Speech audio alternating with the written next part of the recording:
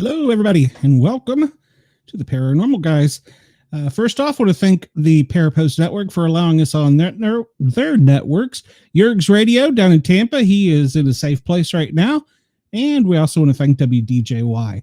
If everybody's ready, we've got a great show lined up tonight. Let's see who I've got hiding backstage here. I have Miss Cheyenne. You were froze. Okay, hello. Oh. Hello. Amanda. Hey. Ladies, how are you? And our first guest. Fabulous. He is a firefighter. I don't know if he's a paramedic or not. He probably slapped me if I say that. Let's bring him out and find out. So, well, remember, medics cry too much. So medics cry too much. There it is, Glenn. It is. Good evening, everyone. How are you? Hey, good. How are you? I'm good. I'm good. Glad to be here tonight. And yes, I was a firefighter. I'm a retired firefighter, and no, I was not a medic. See, so, I knew he'd slap me for it. So no slapping, no slapping. This is a show all about love, right? Yeah, well, you know how it is. Some firefighters don't want to, run those smooth med jobs. So fear of the unknown, right? Exactly. Yeah. So Keith, tell us a little bit about yourself. You've got a great story. Yeah. Where do we start?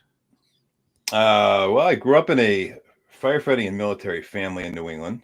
I'm originally from Massachusetts. I am a masshole. I am not from Boston. Most people think that if you're from Massachusetts, you must be from Boston. It's not true. There's a whole bunch more state. So I grew up to the west, about an hour outside of Boston.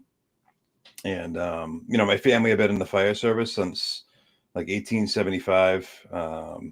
My mother's side primarily, and then my father's side was all military. So I grew up around it. I like to joke that I was potty trained at gunpoint. It's funny now, but it wasn't so funny growing up. It was kind of a strict household. But I was sort of born into it. And so I got on the job when I was still in high school. I got on as an on-call member for the department my family had been part of. And so I got sworn in 2 days after my 18th birthday. And then I did that job for 21 years before I ended up going out due to PTSD complications due to it. And I just, it was more administrative stuff. I couldn't deal with the crap. And so in 2017, I ended up leaving the job and ended up finding my way into the advocacy world and in writing, which I had avoided writing most of my life. I got through college on Cliff Notes. And fudged my way through any sort of papers I had to write. But now I write all the time, and I love it. So it's in a snapshot. That's sort of my life. The journey itself has a lot of pitfalls. Well, I guess we'll call them. Lots of trauma, lots of collectively a lot of bad stuff I have been through in life, and eventually I was able to get through it. But going through it was a very long process, and it wasn't until I was in my 40s that I actually sort of emerged from it, if that sort of gives you a glimpse. And then we talk about some specific things. Anything you want to talk about? Wow. Well, like you said, a lot of us I was third generation, so I get it. Yep. But yeah, it's and it's a tough job. Not everybody can do it, but it's one of the most rewarding jobs you'll ever have. Yep. And if you are there long enough, it eventually bites you. So that's what I try and tell everybody. Yep. It certainly does. You get bit by the bug, and it's hard to shake it too, even when you do leave the job. Yes, it is very hard. I still, every time I hear a federal queue, I'm like, oh God. There it is. Oh yeah. Yeah. I typically have to sit down once it goes by. You know what I mean? Yeah. And then my wife elbows me and says, "You're almost 60 years old." And I'm like, "Not yet." So. It never gets old, though. It never gets old. And it's, once you live that life, it becomes a lot of your identity. And it's hard to shake when you walk away from that. It becomes everything, even something as simple as just eating. And it took me a long time to slow down my eating. Once I left, I was always the first one done at the dinner table. I used to drive my wife nuts. And everyone in her family would be like, "Why do you eat so quick?" And I'm like, "Do you not remember what I did for work? Like, do you have any idea what it's like to not be able to finish a meal?" I got places to be. That's right. Always waiting for that shoe to drop. Yep. Waiting for the tones. So you went out in 2017, you said? Yes, sir. 2017. Okay. And when, I guess we'll back up a little bit. When you knew you were on the way out, what were some of the early warning signs that you had PTSD? Because I'll be honest, until a doctor told me, I denied it. Right. Honestly, I had seen, therapists on and on for a while. And my first real stretch with a therapist was after my first wife died in a car accident in 2003. I saw a counselor first, stretch of time. And so I kind of stuck with one, and they diagnosed me originally with bipolar. And a lot of that was because I didn't talk about a lot of the things that happened both on the job. I didn't talk about anything from my childhood. I didn't talk about anything I'd really been through. They just worried about, oh, well, you were in a bad accident, someone you love died, and you got sad. And so it wasn't until my father died in 2014 that a lot of things kind of started bubbling the surface while I was on the job.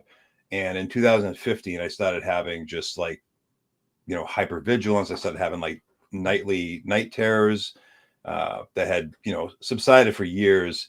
I was an asshole at work, I guess. I was just not fun to be around. And it got to be such a personality that we knew it couldn't just be, oh, he's bipolar, or, he's anxious, or whatever it was. And so eventually I ended up going to up by us here in New England. We have a few first responder retreats, and the fire department I was on at the time had a line of duty years before, and they had one of the retreats come out. And so I got sent to this retreat, and for the first time I started hearing words like, trauma and post-traumatic stress and stuff. And, I wasn't in the military. And, at that time, that was really where it was focused, was, returning soldiers.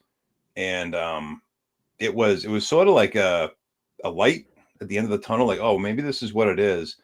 And then eventually I went to another treatment facility up by me, and they made the official, diagnosis. I went through all the criteria, and that, beyond just getting a diagnosis, no one wants to be labeled. No one really wants to be labeled. That's what fun is that? It was a direction. It was, okay, so you've been taking all these meds and destroying your renal system for years, and they're not actually helping you, because that's not what your problem is. You don't have an A and B, cell thing. It's you've been traumatized your whole life. So it led us down a path of proper treatment and, right therapy, and eventually leading to what I really needed for healthy healing and coping skills. And so really it was the job. It was being on the job and having different aspects of the job affecting me that were causing like the hypervigilance and me operating at a 10 even when I wasn't on the job. Yeah, everything's at high speed. Yeah, all the time. Yeah, absolutely. And that gets to be a problem when you're, around your family and you're at a birthday party, and, you go to flip a burger and it lands on the sidewalk, and it's, the end of the world. And it doesn't need to be. And those are some of the telltale signs when you go off the deep end for really unnecessary reasons. Yeah. It's not a label you actually want, but once you get it, you're like, okay, well, now I know what's wrong.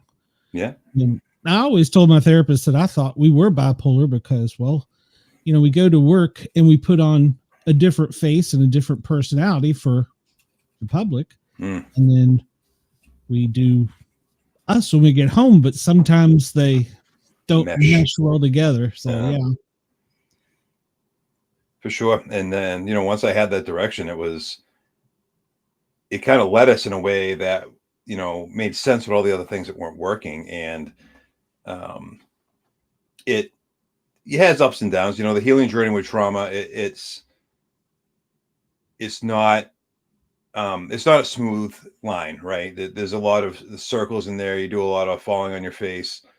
And most people, when they think, these days, because PTSD is a hot topic, especially in the first responder world, military world, and there's like a misnomer that you're gonna have one session with a therapist, or take one med or one treatment of something, and it's all gonna be done. You're gonna get life back. You're not gonna be having nightmares anymore. You're gonna be a better husband or wife or employee or whatever it is.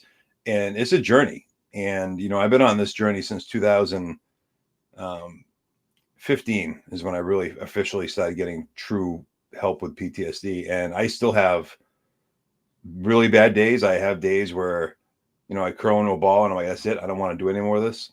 And, but the difference is I'm aware that I'm doing it and why. And so I'm able to get back on my feet more. And, that's really the key, is understanding and appreciating that it ain't going to go away. This isn't the flu. It's not chicken pox. This is trauma, and it's an injury that takes time to heal, and it never really leaves you. It leaves you with scars. And that's okay, because you can develop resiliency through it. And that's sort of what I've done. That's sort of what most of my story is being resilient.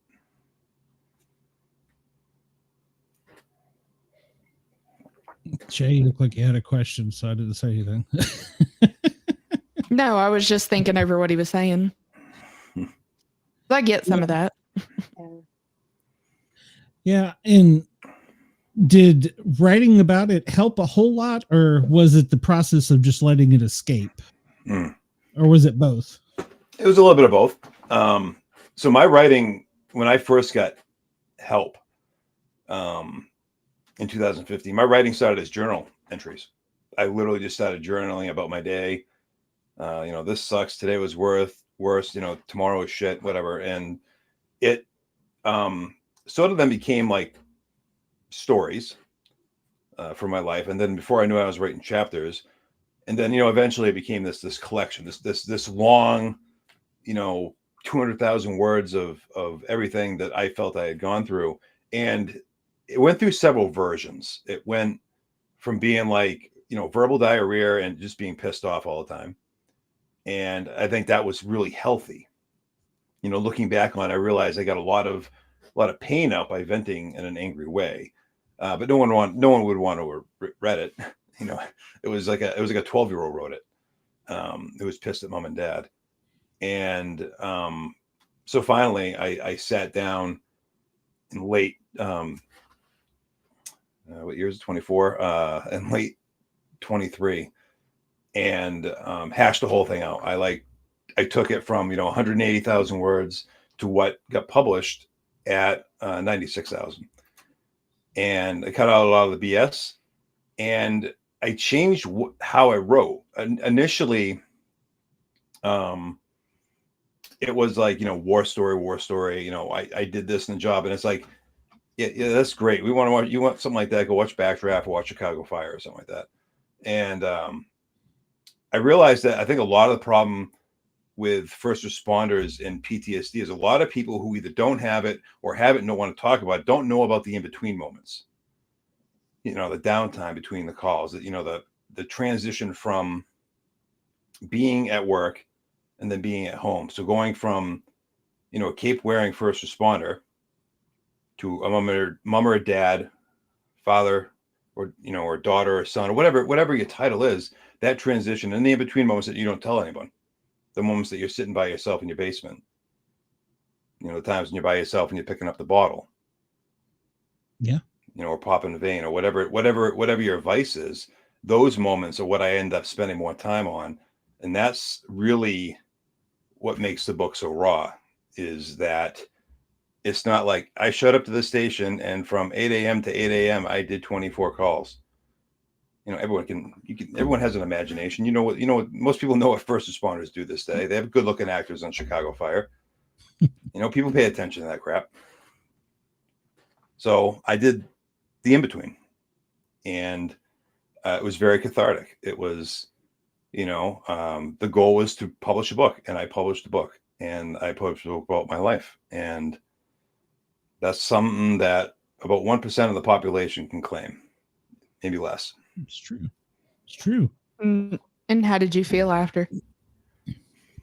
Overwhelmed, honestly. The day of the book launch, I was pretty overwhelmed. But then, because I've been open about my life for a while, I've been advocating since about 2016, 15, and publicly speaking since 21. But then when I put a book out there, there was like a tangible thing, right? There was something people could hold and repeatedly look at what I had been through. It was a bit overwhelming. But now, it's been out for about 4 months. I feel very accomplished. I feel very satisfied with what I've done. So it's been, quite a journey with writing it, and the fact that I've somehow coasted through my entire school life without writing one report, and then got through college somehow without doing much writing either, to now be writing and being able to say I wrote a book is pretty big. Yeah, I'd imagine so. I was going to say, did you self-publish or? I did self-publish, and it wasn't a bad experience. There was some pain in the ass moments here and there because you're at their whim. But it was good. It went well. I had a pretty good say in a lot of the process, and I learned a lot, and I had a good mentor. The guy who did the foreword of my book, Adam Davis, very good mentor on how to get the whole process going. And he's a very successful author himself. Awesome. Have you started writing your next book? Yeah, I write all the time now. So one of the things that I ended up doing was taking a chance at writing, and I ended up writing for Fire Engineering magazine back in the beginning of 2022. And it sort of took off from there, and I started writing for a publication for the New York State volunteer firefighters, and then now I write for 5 different publications, including Crackle up in Canada. And when I got done my first book, Alan, I had already started putting together what my next book would be, which would be more, less stories and more of like an actual like self-help, like how do you get through this crap? And like, what does it look like and everything else? And so it is starting to come together now. But it's tough, right? Because when you write, if you're not in a spot to write, you're going to write crap. And so it's been hard. This year's been very busy. So I haven't gotten much done, but I am in the process of getting the next book put together. So I'm excited about that. Nice. Is the next one a continuation, or is it something totally different? No, I mean, it'll have some stories about my life in it, but it'll be more along the lines of like a self-help book, like a, informational, get people to really kind of be able to apply where I've been and what I've done to their lives. And I haven't figured out the actual approach to it. It's tough to go from like with your story, right? It's not like writing an informational book. You know all the information, you lived it. I had more information than I really needed for the final product. But when you write a book that's going to be informational to try to help someone, just specifically information, to not make it boring, it's hard to compress all that. And that's where I'm kind of hung up on right now, is trying to figure out that next step. Like I can write an article in 4 or 5 hours, but you want to write a, whatever mini page, 300-page, 350-page book, it's a little bit more involved. So you can kind of tell a story, and then this is how you got through it. These are the things you did. Yeah. That's what I mean. I think I'll probably pull stuff from Alan as examples, probably write it a little differently. So it's not, just a caption, and then kind of like the how-to and what it looks like, and really sort of slice and dice it up. Yeah, I started to write about my experience, but I wanted to write. I was attacked on duty by a pit bull and taken, and all of our training. I've said this before. They never train. We train for bad people. We train for, all kinds of things. Never once did I ever train for anything animal related. And so that was what I wanted to start my book about. And so I started sitting down, putting it together, and I guess I got carried away because I'm looking at how to not get attacked by an alligator. And I'm like, okay, that's probably not one you'll have. That's a rare one. Unless you're in New York City, maybe in New York City. Yeah, well, and now with the hurricanes, they're being washed in, so who knows? But yeah, so that's I think I was using the research and the writing as a way to put it into place, if that makes sense. Yeah. And then I got like this shotgun approach to where I need to narrow it down, and so I'm starting to interview some, animal psychologists. There is such a thing, believe that or not, and get, learn more. The funny thing is, my uncle was a veterinarian. I grew up around animals, so I never. It is something you don't think about on the job, especially like in the EMS side of things. That you're gonna get attacked by a dog, and one of the area I worked in. So I worked both, municipal fire, and then I worked like private EMS in like the inner cities and stuff. And up in New England, we have a few pretty nasty inner cities, and one of them is pretty riddled with gang activity, and they like to use pit bulls. And I didn't get attacked by it.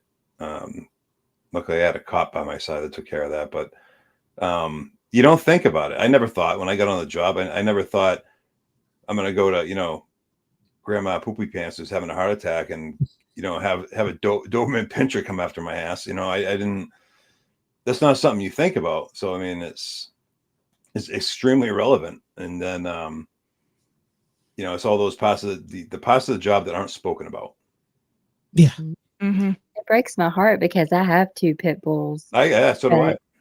They're such sweet babies. They're amazing. Totally trained to be mean. If she they're mean, they've been trained. She 100%. Wasn't trying to be mean, I don't think.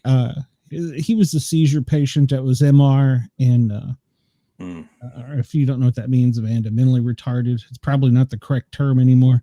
But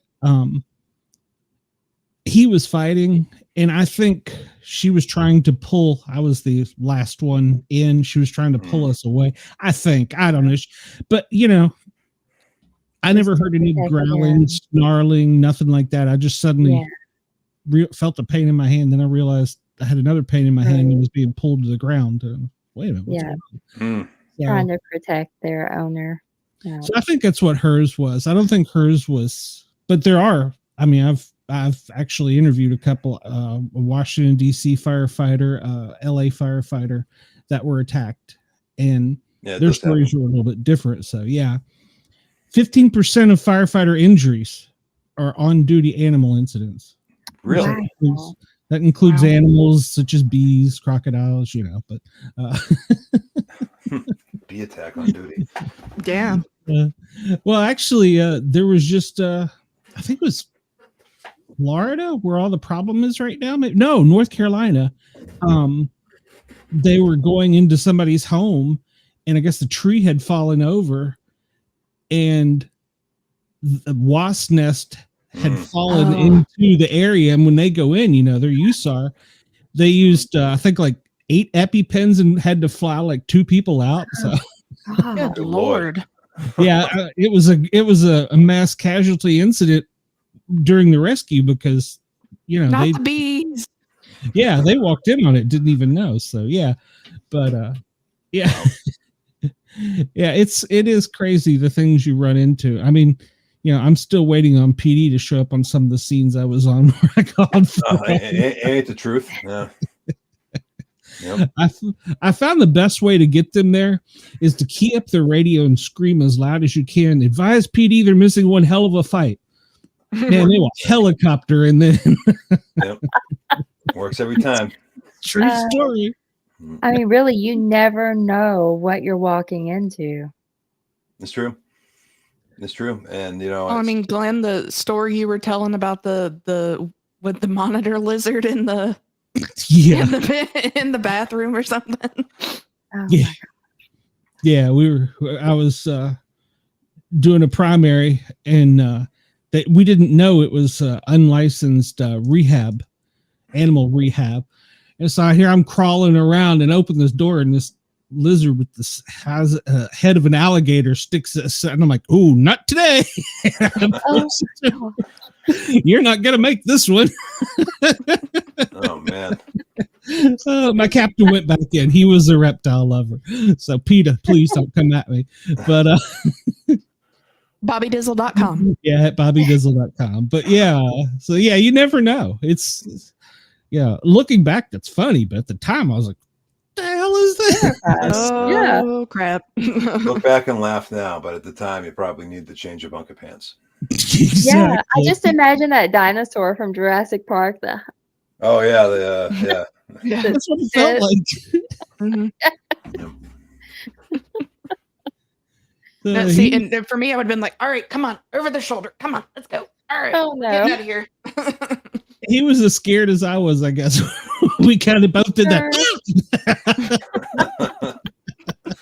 Well, that's what they say, right? They say like bears. Bears are more scared of you than you are of them.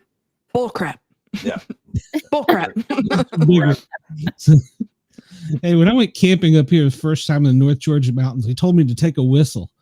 I found out since then that that's not a very effective. You got to coach the bear. Yeah, blow the whistle. So I have like a rape whistle. I was like, what is this? Yeah, get them to do push-ups or something instead of tear you apart. Yeah. Like I needed to pick my camping buddies. So. Yeah, because no one would get to you fast enough, and if they got there, the bear would just eat them too. Yeah. Luckily, I never had to use it, but now I have bear spray. Yeah, well, just can't What take a the heck is a whistle gonna do for a freaking bear? It was supposed to scare him off. It's odd noises. I don't know. Hell, I believed him at the time. So here I got. I'd just carry an air horn. That's probably more effective. I would think so. I do like the whistle idea. You got to just wear a shirt when you go that says "Coach" in the back, or a zebra suit, one or the other. Yeah, like I said, I think 3 laps. I'll be back. Camping buddies. I think that's. Give me 20. Exactly. Yeah, see, we're in New Hampshire here. It's like the Texas of the North. So everyone up here carries guns. So when you go camping, everyone has like a 45. Oh yeah. So they're more. Yeah. Their whistle is a 45. I've learned now. Yes. So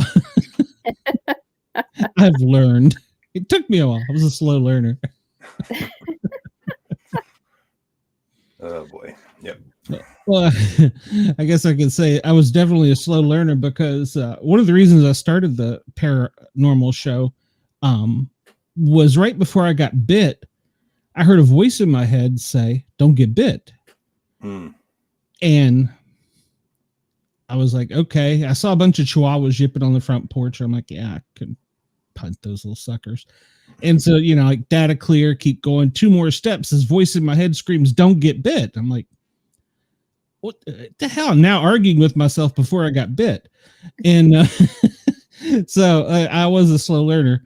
Either that or my guardian angel was slightly MR, one or the other. He should have said dog or something, but whatever. Well, so through your journey now, I know they say there's never a cure, but how do you feel? I guess so. You compare it to how you used to feel, I guess. Right. So before, it always felt so out of control. It always felt like there wasn't like an answer. Why do I feel like this? And I guess that's what I mean when I say that, I still have quote unquote bad days. Right. And comparatively to the times when I would feel so out of control, or, I'm having just night after night after night after night of bad dreams or nightmares or night terrors or whatever it is, or, just constantly feeling like my head has to be on a swivel. I'm aware of it now. So the short answer is I feel a lot better. The longer answer, which is very in-depth, is abridged, is that because I have better and healthier coping skills, because I am more aware, and because I practice so much mindfulness, and I use meditation and I do different things, I'm aware of what is going on in my body and whatnot.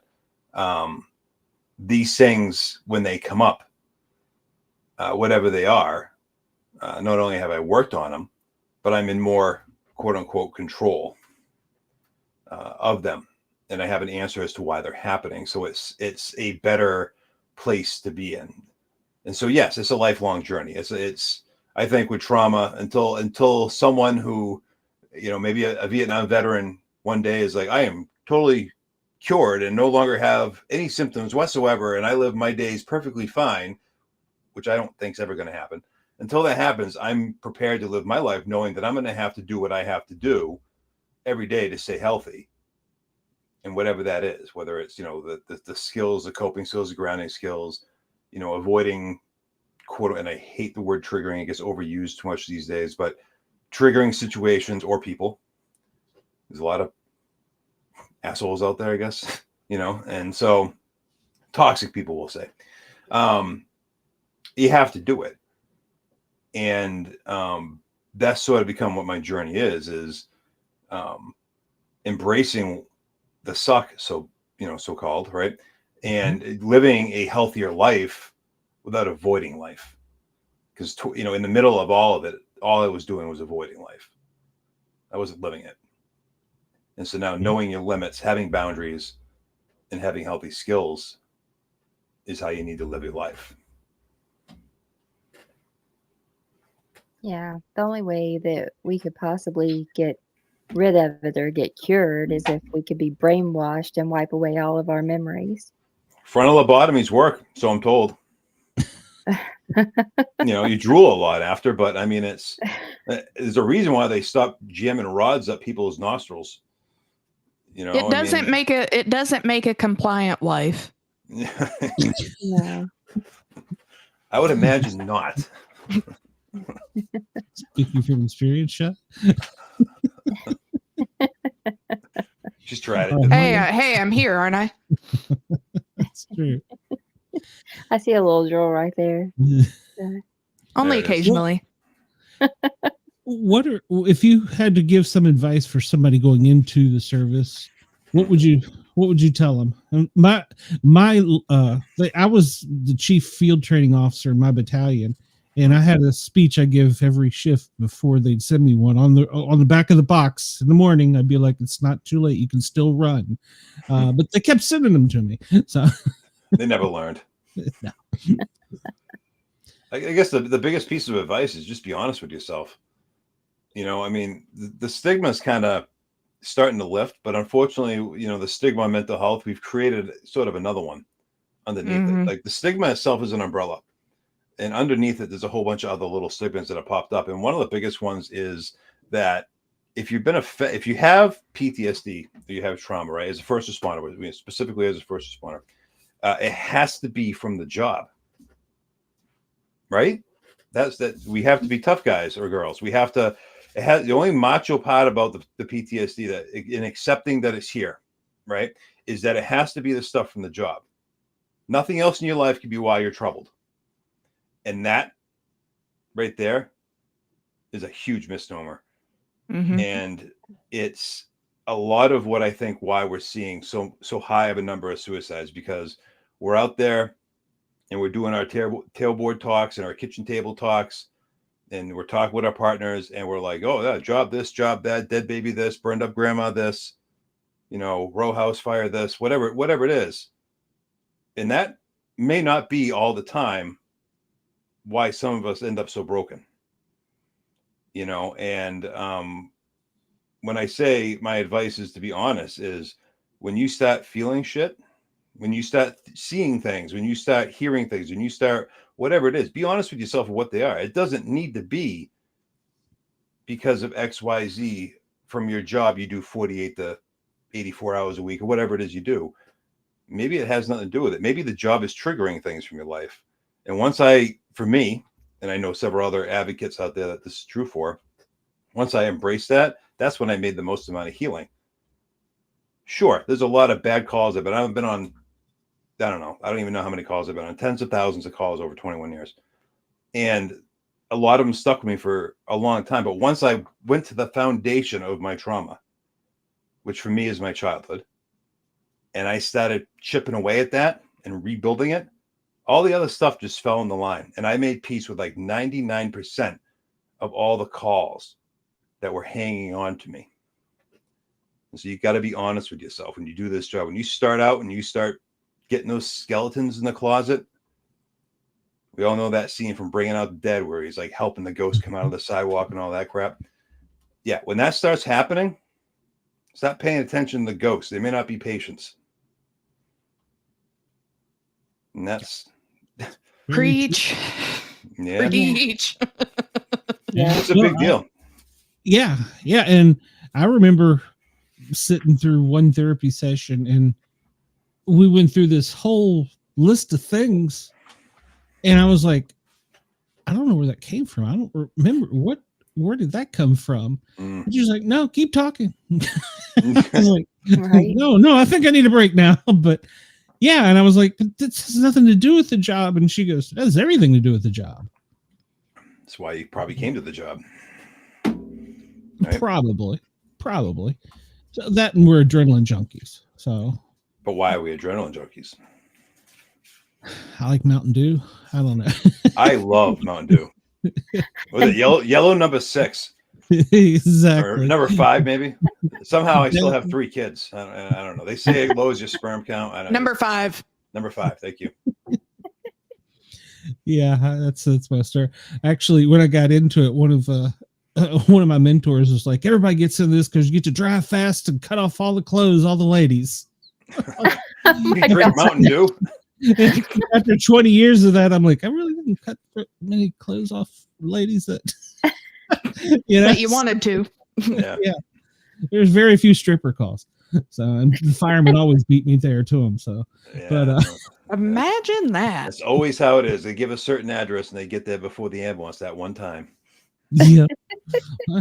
Why is there 2 fire trucks and a battalion chief here? I don't understand it. 6 cruisers and mail guys there.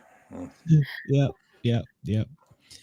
So, well, I'm about to ruin Cheyenne. I'm about to send her. She's going into the field here soon. So, Oh boy! Congratulations. Well, I told a friend of mine that I said, well, if anything, I'll get somebody on the phone and I'll just talk to them in my sexy voice and it will calm them down. Yep. Could save someone's life with it. Yep. Yeah. Just Absolutely. I ask them what expect they're an wearing. award for that. Just ask them what they're wearing. I'll just say, well, other than that, what are you doing? What kind of TV shows do you like? Oh, no, it's fine. They're coming. It's fine. No, I want to hear about you. Is your mom still breathing? That's nice. Yeah. There you go, Cheyenne. Rock Solid is here for you. So, Oh, there you go. I call frequently just because I like to see the buff firefighters come out. We do have a pretty awesome counter, don't we? Oh no, this I know this is the 5th time my microwave has been on fire this week, but I just So can't. sorry, guys. I invited you to a firefighter page on Facebook. Did you see that? Oh, I didn't. The Australian firefighters. Oh, Yeah. excuse me. Down under. I'll be back. Oh, boy. You'll Do learn they all look like Jason Momoa? after you've been on the job a while. There's a lot of us that don't look that way. So, Yeah, I don't think any of us do. And Maybe if we when did, first started. I was going to say, if we did, we don't anymore. No. And by the way, Excuse me Jason while Momoa, I, Jason Momoa doesn't look like Jason Momoa. Right. It's all a filter. Like every time they show him, it has to be filtered. oh, but he's still sexy as hell. He's just got a deep voice. That's all it is. Yeah. I'm a sucker for it, and the beard and the long hair. I was gonna say the beard. Yeah, that's what got it. So. My husband used to have long hair, and now he's bald. So It happens. Don't judge. Did you pull it all out, Amanda? Yeah. Oh. no, he started going bald, so he shaved it. But he's just as sexy bald as he was with long hair. Oh, that's Like sweet. a little magic 8-ball. Yeah. If you rub it, you get the right answer. Is that? If you shake it, Yeah. you can also hear the Oh sound yeah, of like clink, that, clink, clink. like that thing in the '90s there, the Mhm. the answering ball, whatever it was called. Mhm. The magic 8-ball. Yeah. Yeah. Well, Keith, you've got to have more life to. You also do a podcast. I was doing a podcast. Okay. Yeah, I was a host of. Yeah, I was the host and producer of a podcast called The Resilient Responder. It was part of a life coaching business for first responders. I did about 10. I ran about 10 episodes on that. I've been on a bunch of podcasts, but I keep getting told to start up my own podcast again. But I just haven't had time. It's, with the book coming out and everything and other projects, it's been kind of crazy. I did get to do a feature-length documentary the end of, well, it came out last year. It's actually the one over my left shoulder. So it's called First Responders in Crisis, and it's kind of a cool story. I went to high school in a pretty no-name town out here in the Podunks in Massachusetts. And one of the kids I went to school with, his dad was the football coach, and he ended up being, of course, the quarterback. And I had a rough time in high school. I got bullied a lot, and he was one of the few that didn't.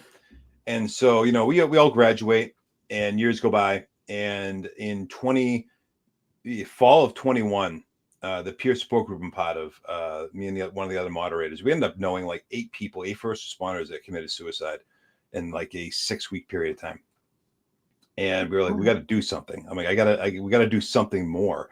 And so I reached out to this guy that I knew from high school. His name is Scott Ruggles, and he's out in Hollywood. He ended up being a football coach at UCLA for a while, and then he started doing small roles in movies. And I was like, hey, I've been kind of writing a book. I do advocating. Is there anything we can do? Can you do like an infomercial?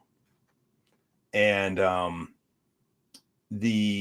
what started as like me thinking we do like a 30-second spot on Fox News or something, ended up turning into a full-length movie. And they end up using my story as sort of the through line on it. And we end up interviewing 16 other people, first responders, spouses, veterans, and just sort of told the ugly truth. And it's a very raw and vivid video. It talks about, everything from substance abuse to suicide attempts to, walking away from the job. And the cool thing is there is 3 spouses, my wife included, who are interviewed in it. So it gives that point of view that oftentimes gets overlooked, the families. Mm-hmm. It's fine. It's fine and dandy that, now in 2024, there's, first responders talking about, yeah, I get sad sometimes. And the job affects me and I have other things that affect me on the job. But to have our families come out and be like, blah, blah, blah, blah, blah, whatever it is, I think adds a different layer to it, because there's a lot of families, spouses in particular, who don't know what's going on. Why is my husband and wife acting like this?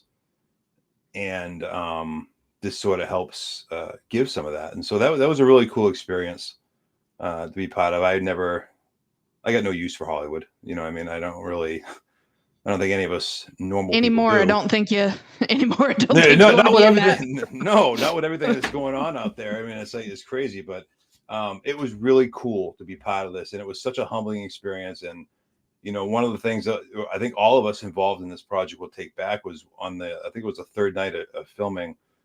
We all sat down. We were filming up at this old farm. So, New England, right? Old farm in New England, big rolling pastures and crap. And, we sit down in this old farmhouse, and there's, cast and crew. And there's like 20 of us with some of our family there. And we all sat down and had a meal. And it was just like in the firehouse. We all just sat down, and we were all family. And at that point, the producers and the director and, the audio and video guy had seen and heard so many things that a lot of these other men and women have never shared. And it really did. It felt like family that night. And it was a really cool moment to be part of. And it brought a lot of us closer together. That's great. It was pretty awesome. That's one thing about the job that you will look back on for the rest of your life is those dinners together, the meals together, making them, sitting at the table. Yep. I kid and joke about the federal queue and stuff, but that's probably what I miss the most. And what I hear from a bunch of retired guys is, 8:00 every night or whatever it was, we'd sit out. So, yeah. Well, you make a whole nother family. It is. It's your second family. It's your home away from home. And it sometimes, for a lot of people, it ends up being their first home. A lot of the young single, men and women that get on the job now, some of them don't have that at home. And it is. I still occasionally go back to one of my old fire stations and just to have coffee. And it's that kitchen table.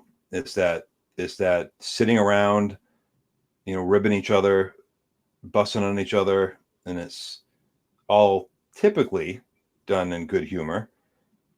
But that's some of the hardest part of walking away from the job is losing that, if you actually lose it. Yeah. Well, sad truth, they forget about you after you've been gone for like 6 months. So they typically do. But for my employer, I became a number and a liability, so they forgot about me even quicker. I think that happens more often than you think. I believe you're right. You're right. My first department that I moved to Atlanta for started picking up the ball. And they now have a peer support group. They reach out to all of us guys that are retired. I didn't retire. Well, I retired from them technically because I froze my pension and then I went to another department. But, so they're like, come back, we get a peer support group. We go out for lunches, like once a month, the people on the east side and the north side. And so, so they're starting to get the picture, but they've got a really progressive chief. So that makes a difference. And of course, they had a line of duty death and then they've had some bad things happen along the way too. So, right. That'll make changes happen. Yeah. In some departments. Not up here in the Northeast, man. I tell you, it's painful. The progression up here is just painful. It's like watching paint dry. Yeah. Yeah. Well, my department that I left from, my sergeant, while I was out on injury, he developed a brain tumor and passed away like that, and it was one of the cancers that we get as firefighters. The fire department actually fought in a lawsuit to not say it was a line of duty because they didn't want to have a line of duty death. And so now I scream it to the rafters. Sergeant Underwood with Union City Fire Department was a line of duty death.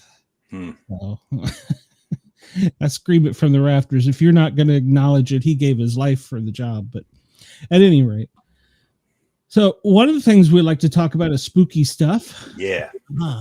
So tell us your spooky stories. I warned you ahead of time. I didn't warn you about Shay. She bites, but you've got to have some. It's just a nibble. They all say that famous last words. Yeah, there's definitely some out there. So, Northeast is pretty old, right? We got a lot of old buildings. That's and so there have definitely been times where there's been like, I thought I heard something. But one of the cities I worked in was originally settled by Irish immigrants back in the day. And it's New England, right? Massachusetts, Irish everywhere. And we always went, and I'm sure Glenn will get this. We always went to a lot of the same addresses multiple times, sometimes multiple times a day, especially on medicals. And it was there was one sort of apartment complex that was about a 200-year-old building, and this was early odds, so like 2003, 2004. So we're talking early 1800s when it was built. And whenever we went there, they They had no, mind you, they didn't have elevators back in the 1800s, right? So it's a 5-story building.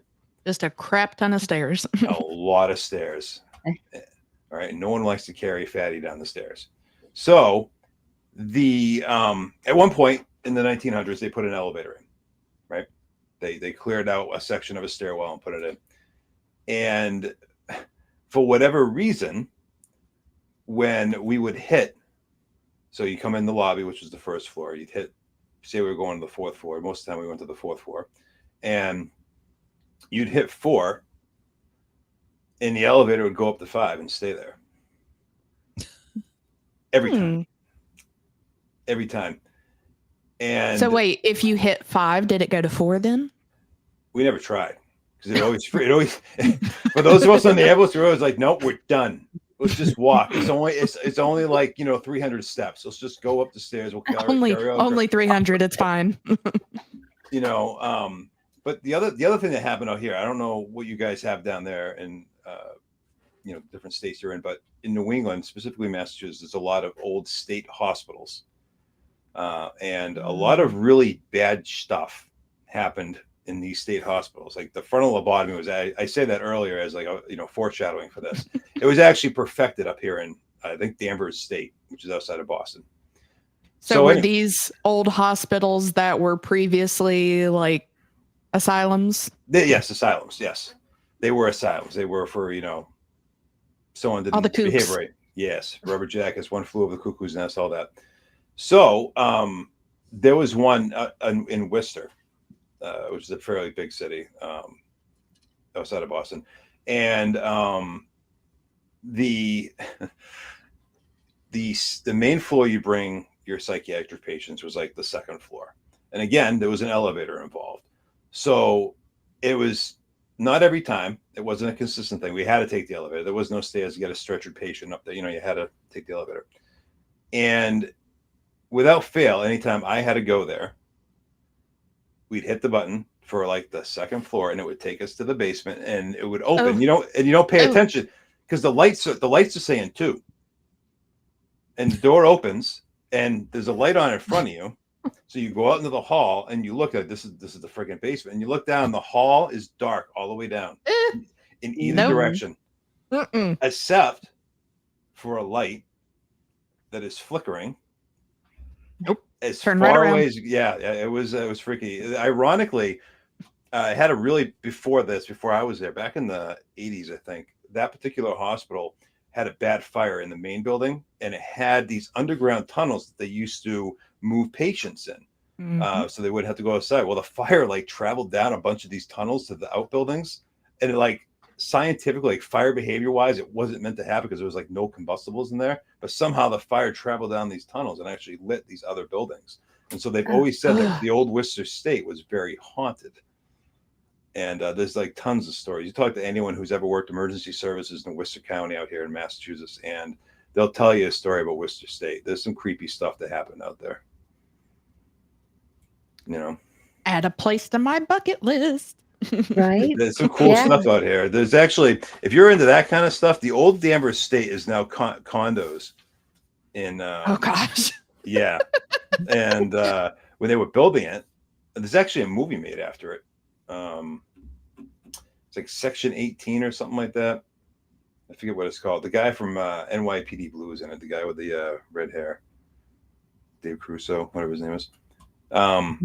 They made a story about it because it was they went insane. The workers that were charged with doing the asbestos removal in the hospital, they went completely insane. One of them almost tried to murder the other one. It was nuts. But anyway, then when they were building the condos, there was a massive fire there. They got an unexplainable fire while they were building condos on this old state hospital.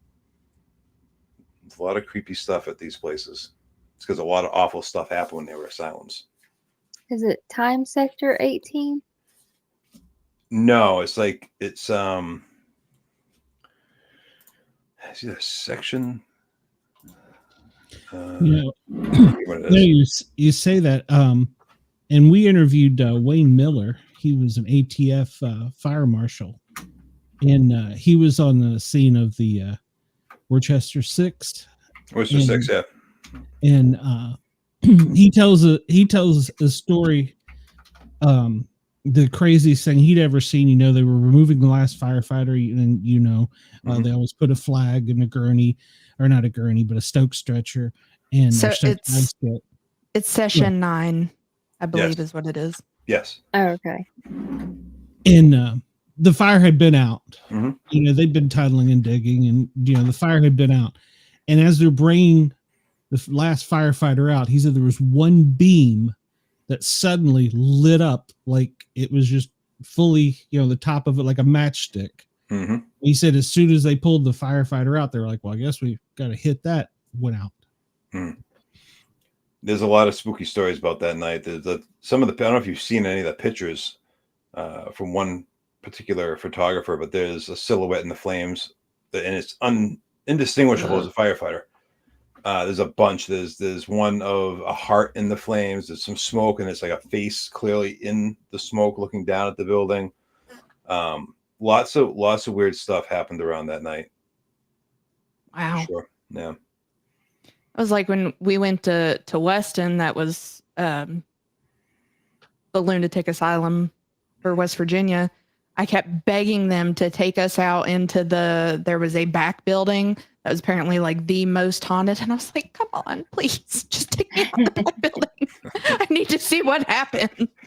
And for the longest time, because there was almost like a gymnasium in there, they were still letting the local high school have their prom there. I'm like, what?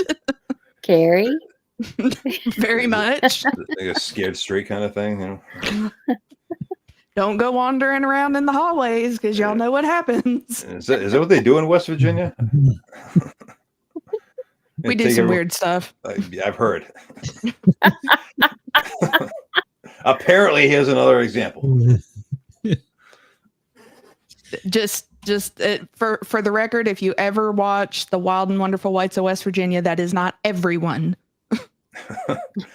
Duly noted. That is Boone County. Boone County. One specific place.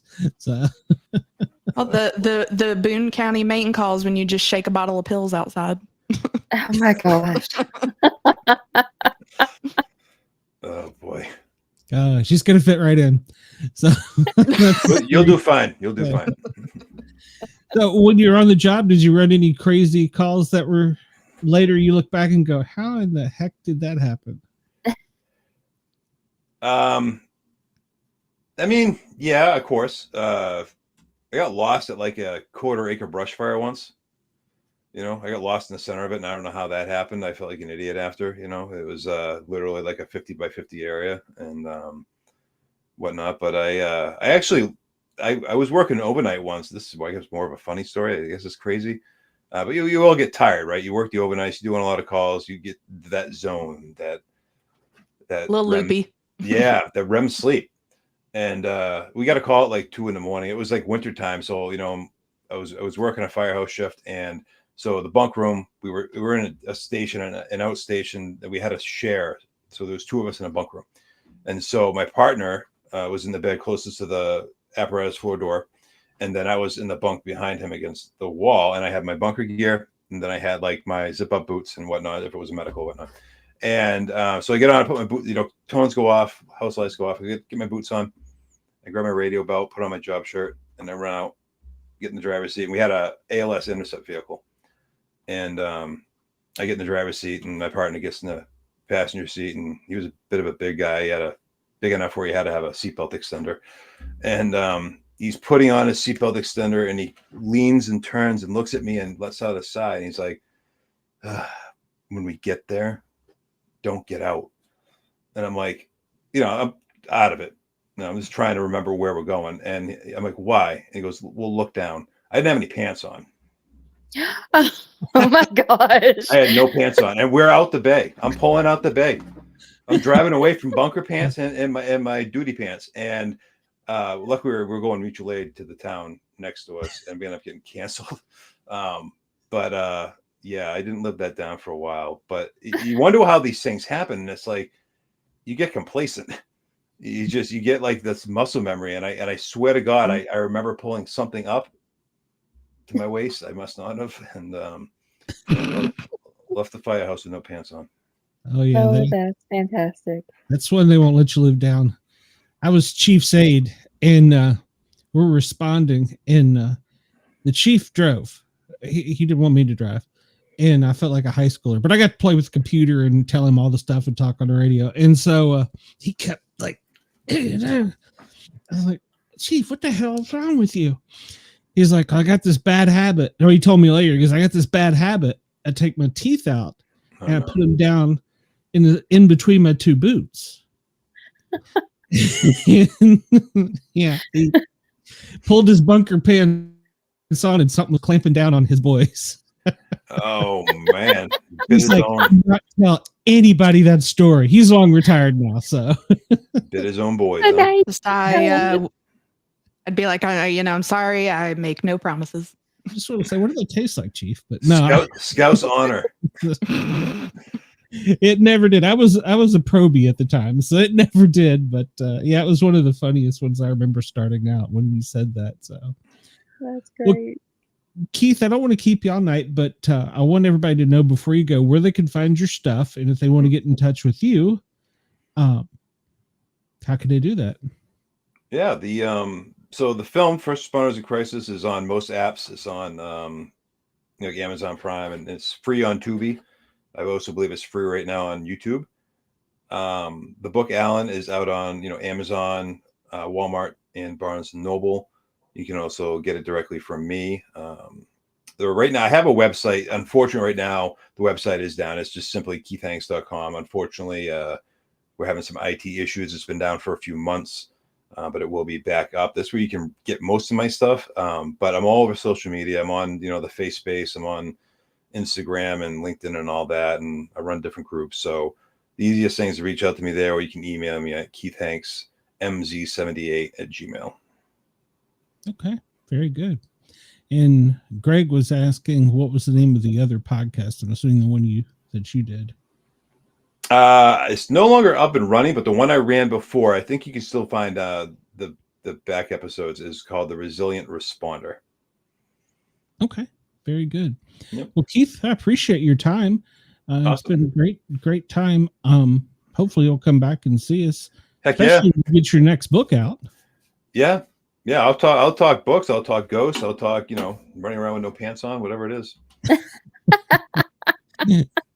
We frequent that here, so I have Oh, yeah. I have on my teeth, so it won't be anything about putting them in bunker pants and Maybe we should never invite you mind to our then. Saturday show. So I have Yeah. a few You'd stories. love Saturday. I do have a few stories about chocolate syrup and bunker pants though, so we can go there. All right.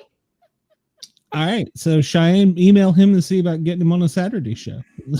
There we have it. The chocolate syrup sold me. There you Yep. go. All All right, guys. Keith, you have a great night. We will see you soon. All right, guys. Be safe. Thanks, Keith. Thanks, Keith. Bye.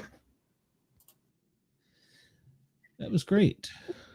Fantastic. hmm Gosh. You never know what you're going to hear. I never expected chocolate syrup and bunker pants. Oh, and rock solid can confirm. Right. Okay. I'm not sure. Our next guest is also an author. We're going to change things up a bit, and we're going to go science fiction. And her name is Mary, and she has been hiding backstage. I'm sorry I kept you. It's all right. How are you, Hi. Mary? Doing okay? So You can hear I me read- this time? Yes. Yes. Great. You can hear you. So I read somewhere in, I think it was your Amazon bio, that you lived in a crashed spaceship or something like that. What? Yes, I like to think of my house as a crashed spaceship in disguise. It's fair. I like it. Makes life more fun. Yeah. So tell us a Agreed. little bit about yourself, and then I want to get into some of your books. Okay. Well, I'm a writer. That's the main thing. I like to write science fiction and furry fiction, which basically just means that some or all of the characters are anthropomorphic animals. And I like to write about both of those things. So basically, talking animals on spaceships is my main topic. I've been writing Sign me up. pretty much. Right? We need more of it. Yes. I've been writing pretty much my whole life. I got really serious about it after college, but even when I was a little kid, I'd write stories. My mom would write them down before I could even read. So this the main thing about me is I like animals and I like stories about spaceships or robots. Nice. Anywhere in the sci-fi realm is pretty good. I also like fantasy, but I tend to skew towards sci-fi. That's fair. Yeah, I was looking through, and you've got cats is one of your main, I guess, storylines. I guess would be the best way because there's multiple books. I've most of my main characters are cats. I've just always really identified with cats and loved cats ever since I was a kid.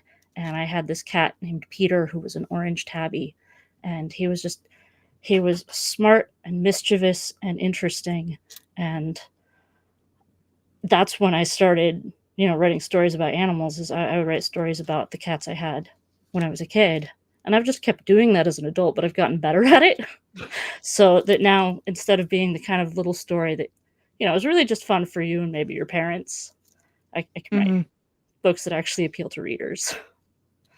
But fundamentally, deep down, they're still mostly about my pets and, say, random dogs I meet at a dog park. Or, you see a lot of animals that I've run into in real life show up in my books. But then there's also a lot of others. Basically, you give them their own personality and how they come across to you. And yeah, you've got so many sort of starter personalities. Like, we have ideas about what rabbits are like, what dogs are like. Very, very funny enough, I had started my own comic on my rabbit. Well, I had I have two stories. One is Space Buns. So she is an a-hole rabbit who goes to space. And then one that I think I either decided to I think I named it Third Wheel, of like me and my best friend being roommates, but we have this third roommate who's just a total asshole. And it's my rabbit, because she's always chewing on everything and always eating everything. And she'll just come out and plop on the couch right between us. And she's just like, so when you guys getting something to eat? So I feel that. Yeah. You get a lot of personality in your house if you have pets. I've got right now, we just recently got a new kitten. So we're up to 4 cats and 3 dogs. And it is a lot. Like, there's a kitten to that side, our older cat right up there, and middle cat. Oh, you can see her. She's all curled up. Yeah. She is the queen of the cats in the house, although she is somewhat threatened by the new kitten. He doesn't care about hierarchy. He thinks that she's the most interesting mama cat, and she will be his mama, and she has no say in that. Because she can't actually kill him. He's too big and too fast. And she's having to adapt. Yeah, see, she heard that. She wasn't pleased about it. She's like, no, I'm not. I didn't even say her name. Oh, that's great. And my cat is a Hemingway, and he has his own personality. They're very I don't know, opinionated. Opinionated. They have big personalities. And I call him Squatch, because when he gets mad, of course, he's obviously got the big foot, but he'll go stomping through the house, and you can hear him like a dog. It's the craziest thing. I mean, you can literally hear the dogs make less noise than he does when he's mad. He wants you to know he's displeased. Oh, yes. And it was funny. We interviewed an animal psychiatrist, and she could talk to the animals, and she just needed a picture and where we were and stuff. So I sent her a picture of my dog and my cat. We have 2 dogs. My wife has a dog, and I have a dog. I guess they're both ours, but the cat, he doesn't own. He owns us, right? But so he said, she told me, she says, she said, I've talked to a lot of animals. She goes, but your cat was weird. What do you mean? Well, yeah, he's mine. She goes, he thought he was a dog. I had to tell him he wasn't a dog. Oh my God. Don't hurt his feelings. I was like, all right, you are actually legit. Because I went into the show being like, yeah, right. They talk to animals, Dr. Doolittle. As soon as she said that, I was like, all right, sold. Okay. That's pretty much the kind of thing I write. Like a lot of the main characters I write are cats, but like there's one that's kind of a graduating from high school, heading off to college romance, and the main character, who's a cat, has a crush on a dog, and she wants to hang out with the dogs. And her family doesn't get it. Like, dogs are annoying, they're loud, they're like always throwing balls and running into people and causing trouble. It's an anthropomorphic world, so like in an anthropomorphic way. But I remember being in high school, and there'd be the kids who'd just be like out front throwing balls or frisbees back and forth, and they'd run into you without noticing them. So those are what the dogs are like in that world. Although it's not all the dogs, because there's variation. Like the dogs I have right now, I've got 2 Shelties and a Bernese Mountain Dog, and oh yeah, she's beautiful, big gentle giant, so sweet. But she's a doggy dog, real dog. Shelties are kind of like cat-like dogs. They have ideas about how things should be, and they should be orderly, and they're just they're more careful. That's how our last dog was that we used to have before she passed away. Me and like Sheba would be playing with each other, and I'd grab her nose and she'd start like fleeing my arm, and Shayna would come up and get in the middle and like put her paw on Sheba's face, like, no, quit, y'all are messing around. Or even I'd be sitting on the floor messing with her, and she came over and just sits in front of me and is looking me square in the eyes and is just like, quit. You're antagonizing her, quit.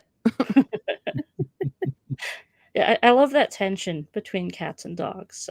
My main book series is called Otters in Space, and like the original kernel idea for it, other than the otters in space, which I'd been trying to figure out, how do I write a reasonable book that people would read about this for like the title, Otters in Space. My mom says I came up with that title when I was like 10. I just know it was a long time ago. Like, people in college knew that, and I thought it was a joke, that I was joking. Someday I'm going to write a book called Otters in Space. But sometimes you tell jokes like that because you know that you really want to, and eventually you follow through. And when I finally figured out how to do it, it was watching the first dog we got was a Sheltie. I didn't have a dog as a kid, but I married a dog person. So we got a Sheltie. And watching this dog, Patrick, try to organize our 2 cats. And, our Calico and a little Bengal kitten always getting up high on shelves. And they were on the counter, and it was unruly. It was wrong. They should get their paws on the floor. That's where paws go. And he gets so worked up barking at them, trying to herd them like they were sheep, which, does not work on cats classically. And I got this idea of like a politician who's a Sheltie, who's trying to get a law passed that says that cats don't get to go into space. And that was like the seed where finally I was like, this is going to work. I can do this. And so the main character in the first book is actually a cat, which tends to confuse people because the series is called Otters in Space, and it has plenty of otters, and they spend lots of time in space. But the main character is a cat, and she's trying to get away from all the oppression from dogs on Earth and heads off to space before it gets outlawed, although it's tricky for her, and falls in with a band of space otter pirates, because I think that's really what I feel like deep inside. Like, I'm a cat, but I wish I were an otter. I feel that.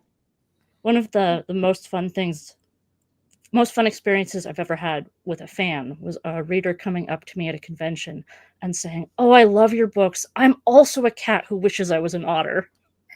It was at a furry convention, so everybody has the animal they identify with, and it's so funny to not only feel like you're a cat who wishes you were an otter, because I could just say I'm an otter, because I'm neither.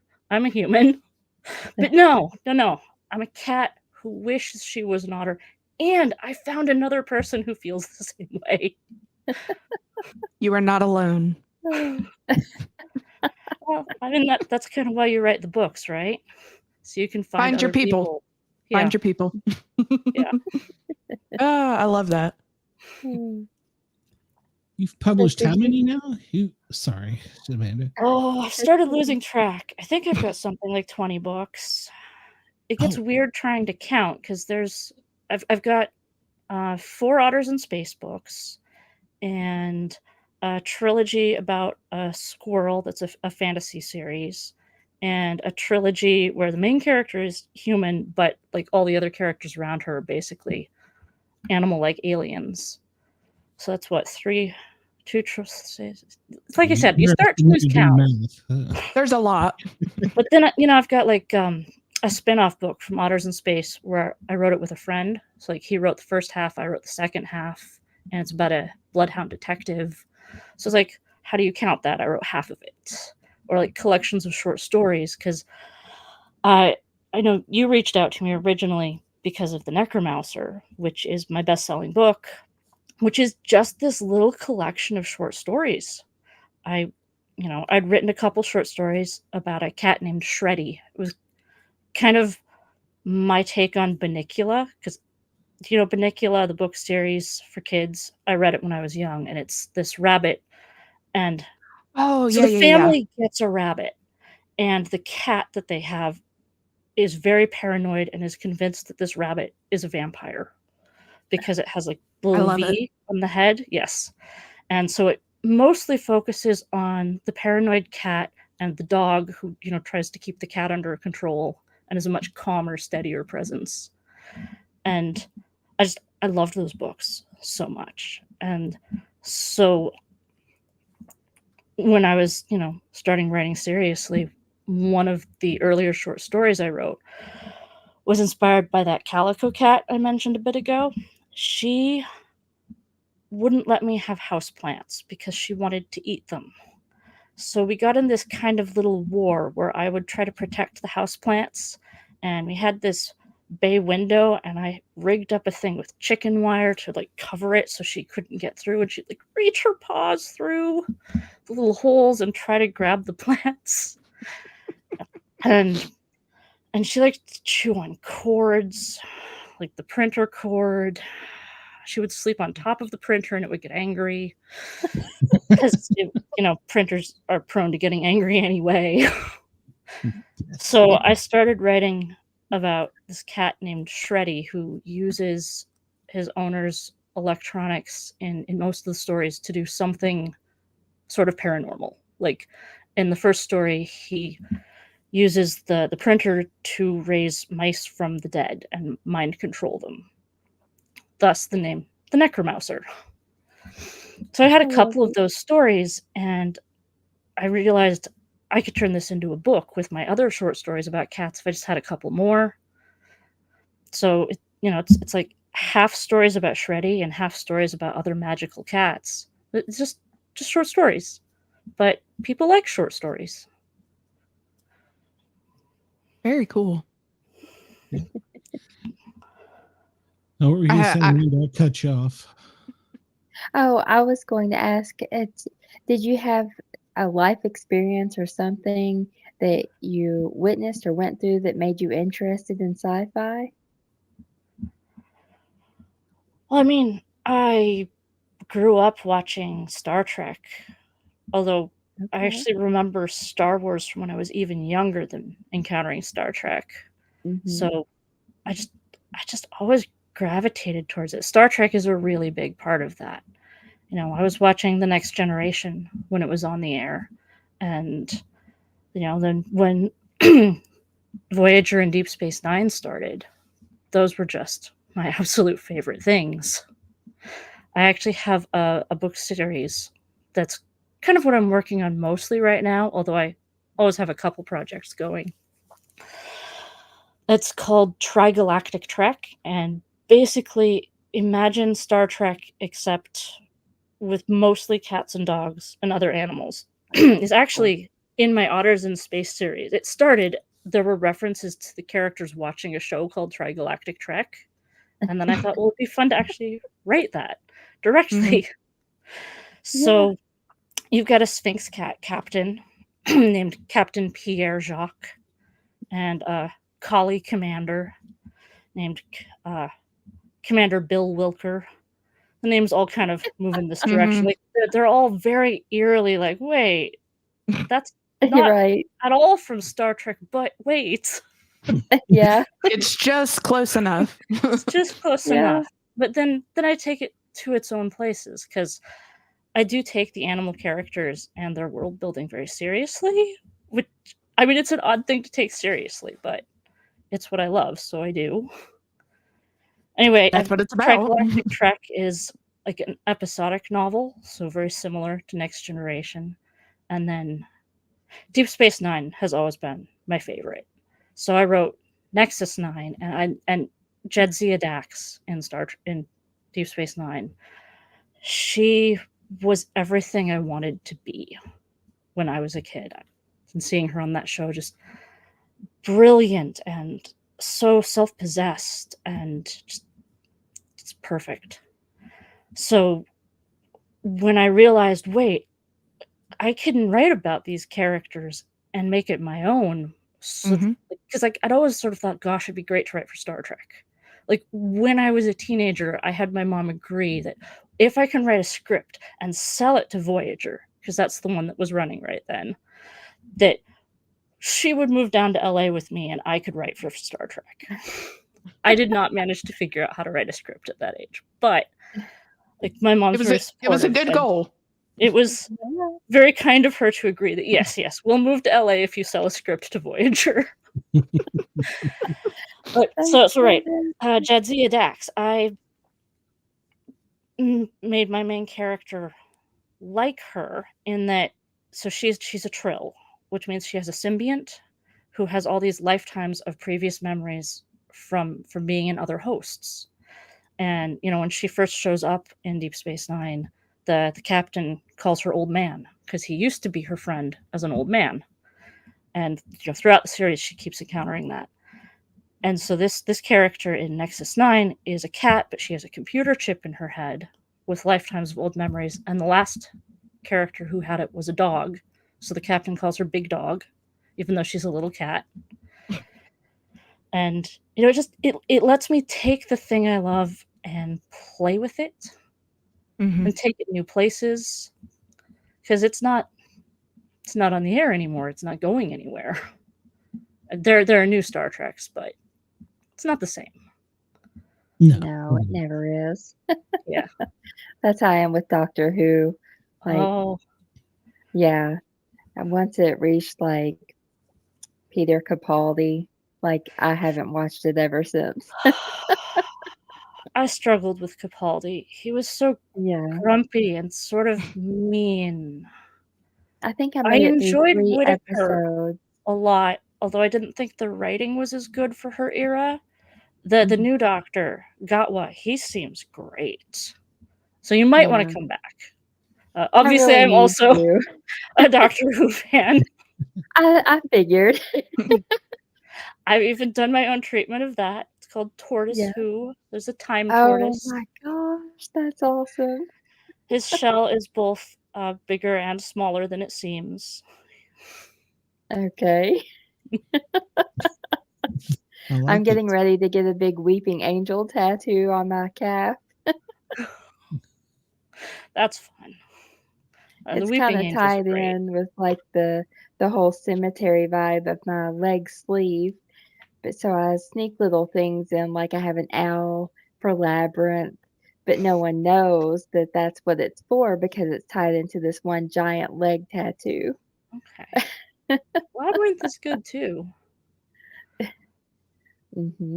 We love the Goblin King. Oh yeah.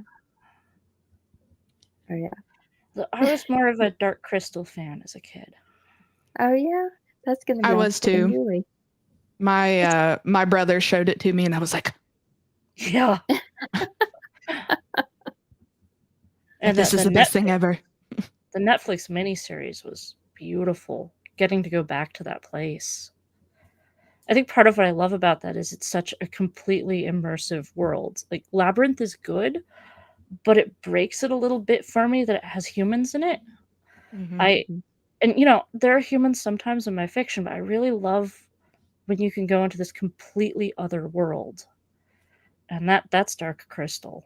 Because it's Mhm. just all puppets. The whole thing. Mhm. Thank you, Jim Henson. Yeah. Yeah. Yeah, I think about how nice it would be if we hadn't lost him so young a lot. Mhm. What would we have today? Right? Because he was Yeah. so innovative. Mhm. Mhm. He'd have been inventing new ways of doing things. I'm sure, yeah. When you start your book, do you have a beginning and an end, or do you just kind of start and let your characters lead you through it? So that's evolved over time. I'm much, much better at outlining and matching an outline now than I used to be, which is it's a really fantastic, useful skill that I highly recommend, and it took me much longer to develop than, like writing whole books. I'd written books before I figured out how to outline books. When I first started, it was really more like I had a sense of the feeling I wanted it to land on, maybe some of the specifics, but getting there was definitely a challenging journey because I would, maybe know some landmarks and that would be about it. I didn't know how to get from where I started to where I ended. It was very intuitive, which I think is a wonderful thing about writing when you can do that, but it's less wonderful when you get stuck. And by Otters in Space 3, I'd managed to create a complicated enough story and world that it took me a really long time to write that book, working through it intuitively.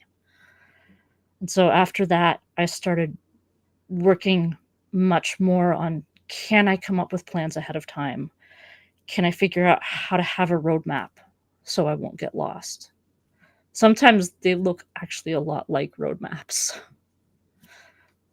For a while, I actually would outline my books with tarot cards. I'd have each character or world or place or event, I'd pick a card that had a picture on it that felt like it kind of matched. And then I could spread them out in front of me and just try to take in the story as a whole.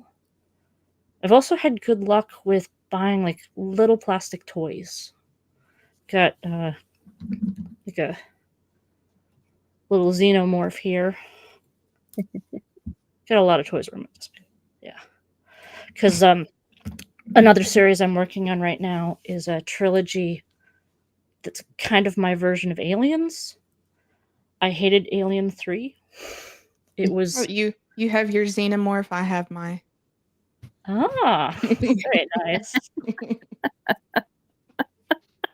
I have Spider-Man here somewhere. No, wait a minute. Hold on. I have Optimus Prime. So there you go. Right. So I'm writing this horror trilogy, and I wanted to fix how horrible Alien 3 was, how they betrayed the character of Ripley by, this is spoilers, but also these movies have been out forever, by killing Newt right at the beginning of Alien 3. It was not respectful to how Aliens had gone, the second movie. And so I put a lot of thought into what would have been a better way for that to go?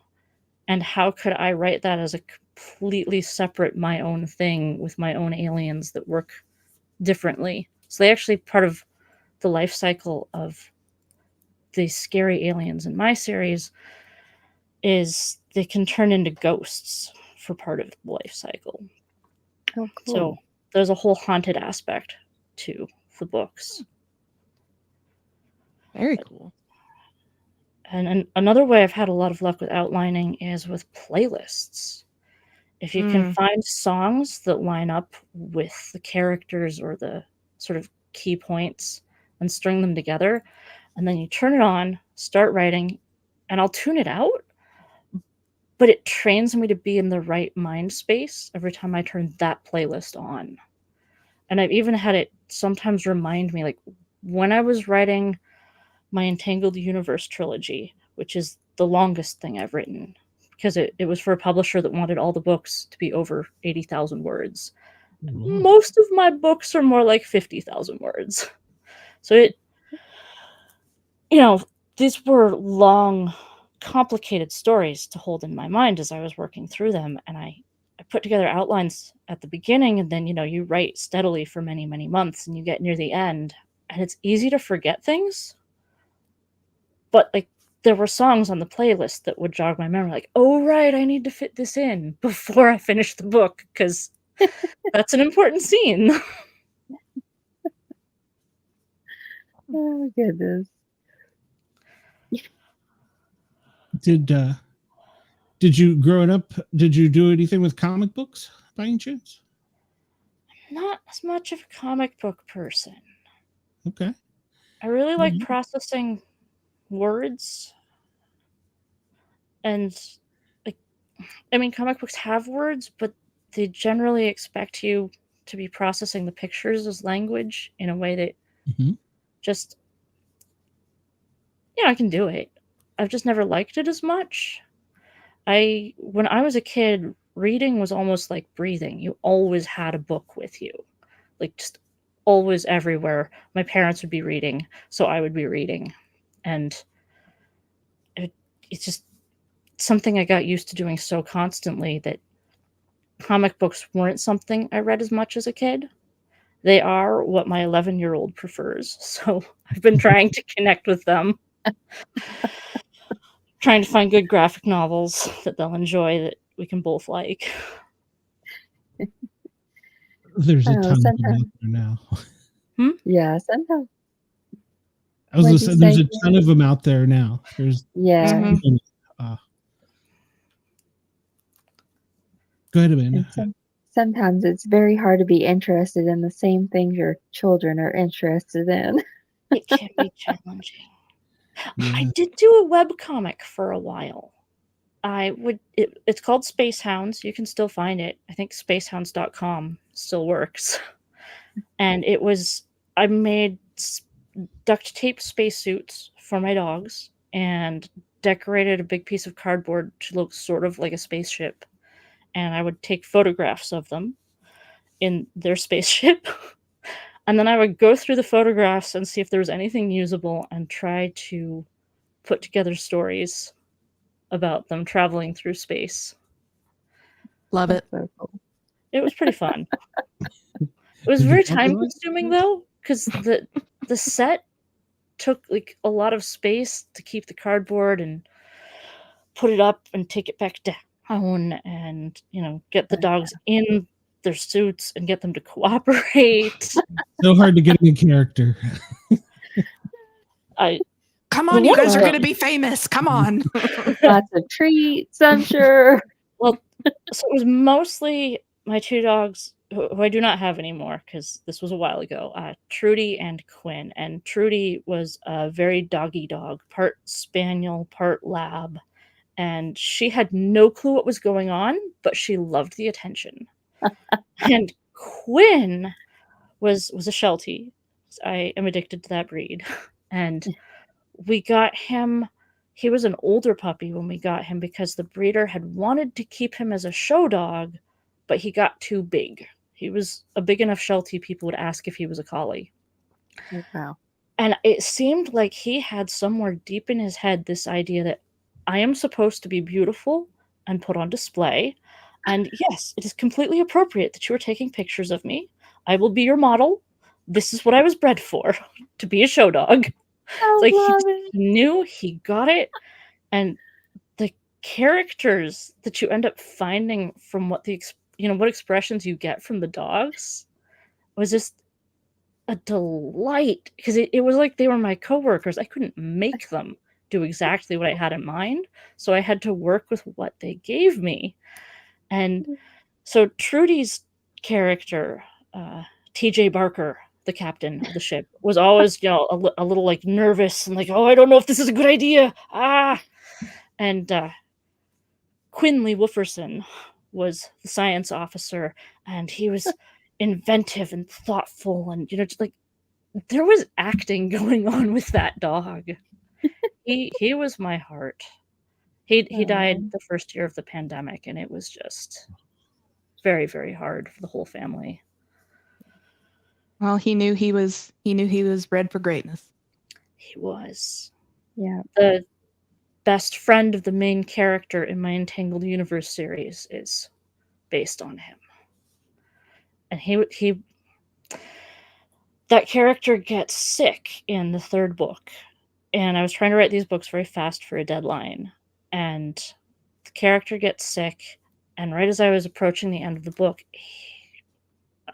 he got sick. And it was brutal. It's like, but you live in the book.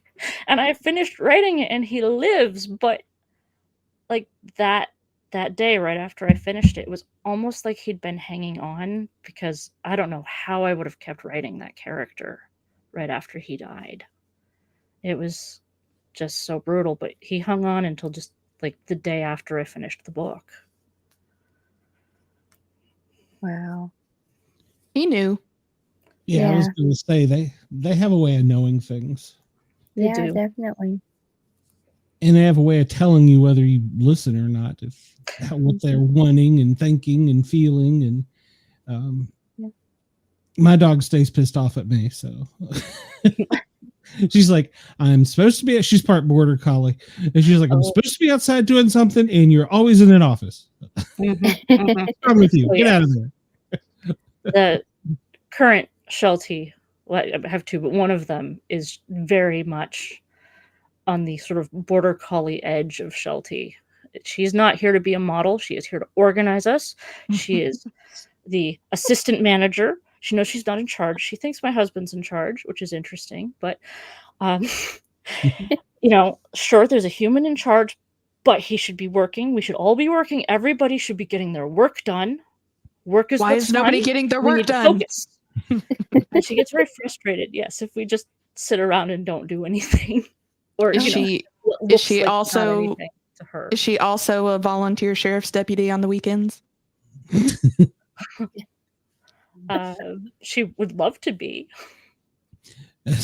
She got very excited once when we were dropping off our younger kid at soccer practice, and the coach wasn't there yet, and it was just like, I'm gonna run around and herd the kids.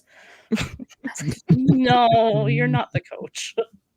Oh, you can get them started on their laps. She would love to be a soccer coach. That's wild. We introduced my grandchild to the house, and that she just is not. That's not. You can't. What is that little person doing here? How old is the grandchild? Well, I mean, he came in as a newborn, so Paige was pregnant, and then she'd come home one day, and she's like, "Who's that? What are you doing here?" She since tried to make friends with him, but now he's 3 and he likes to pull her hair and stuff. So she that's a runs tough away. age for. She's like, oh, get rid of it. Yeah, well, it's funny. The animal psychic told me that she goes, "There's a new person in your house or new something, and she does not like it, and she is bored. You keep her pinned up too much." I'm like, "Oh, well, we kind of have to because of the baby." But it's like so. When we brought our first kid home as a baby, we had that first Sheltie, Patrick, and he loved the new baby. It was just like, finally, a proper job for me. I will guard this child forever. I mean, he only lasted 3 more months, but like, he was like the guardian angel for the baby. He was so sweet about it. I think the other dog, Trudy, was a little less thrilled. He was the baby. She deserves the attention. Yes. That's how my I have a dog cat is. like that. I'm the baby. I will always be the baby. When I tell you to pick me up, you pick me up and you give me treats. You have to carry me in there. I will not walk. Well, that's why Piper behind me or the other shoulder back there is so mad that we brought home a kitten. She's like, but I'm the kitten. I'm also a fierce leopard, but I'm a baby kitten. the two sides of herself, both of which say there should not be a kitten that's not her. Cute. It's They fair. agree on that. And I can't even get Squatch to come to me when I want him. So he's like, nah, I want nothing to do with you. But he runs the house. He keeps the dogs in check. I got an 80-pound pit bull that cowers to him. I'm like, that dog could take you out with one bite. I'd stop doing that if I was you. Yeah. Didn't stop. Personality size and physical size don't necessarily match up in animals. The Sheltie that likes to run things, she is definitely the alpha of our 3 dogs. And the Bernese mountain dog is way bigger. But it's just like, oh yes, I'll follow Avery. Whatever Avery says is fine. Avery's in charge. Oh, I can also sit on your lap, which is far too small. Okay, that's fine. Yeah, she also does believe that, yes. Fortunately, fine. It's fine. I'll make space. it's kind of pleasant being squished by a Bernese mountain dog. Like, This is an acceptable nice. death. Yeah. I've accepted my fate. This is fine. Yeah, Squatch will come under her legs, get between her and the food bowl, and start eating the dog food. And I'm like, what are you doing? Trying to become a dog. And she just lets him. That's how you be a dog, right? The dogs eat that food and they're dogs, so logically. Well, that's like with, table scrap. that's like with scrap is below him. I don't understand. With Buns being raised with the dog, she acts more like a dog than a rabbit. So she's like, oh, they lay around all day. Okay, that's what I'm supposed to do. I'll lay here on the couch. That's fine. That's fun. I was cleaning her cage or her enclosure the other day, and she could have hopped around the house, done whatever. But the gate that I have around it, I had tilted up. She sits on the bottom of the gate and just stares at me while I'm cleaning. She's just like, just making sure you're not screwing anything up in here. I got myself comfortable, so just supervisor. Carry on. Carry on, yeah. And I lay everything back down. She hops right in there. She's like, okay, where's my food? Well, that's right. We're just support staff. The animals are in charge. Yep, very much so. Yes, they run the It's house. actually amazing how quiet my animals are being for us right now. It's like I said, I've got 3 of the 4 cats right here, and the 4th one's she's in here too. There are 4 cats, but they're all sleeping instead of rampaging. They like to use my desk, which I'm at, as a highway, and they'll just run right across. Oh my gosh. Right over my keyboard. And so I would not have been surprised if that had been happening for this. would have been perfectly acceptable. Except all the animals. Well, I mean, I could bring you over a kitten if you'd like to meet one. Yeah. I'm gonna do it.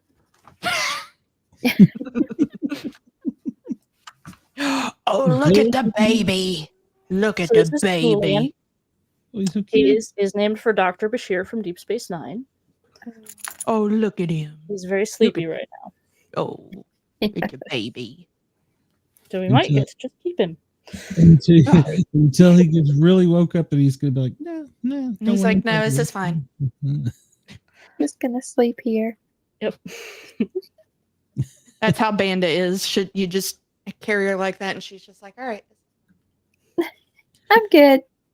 Yeah. My cat, you pick him up and he makes a death moan. So what are you doing to me? So, you're not supposed to pick me up, human.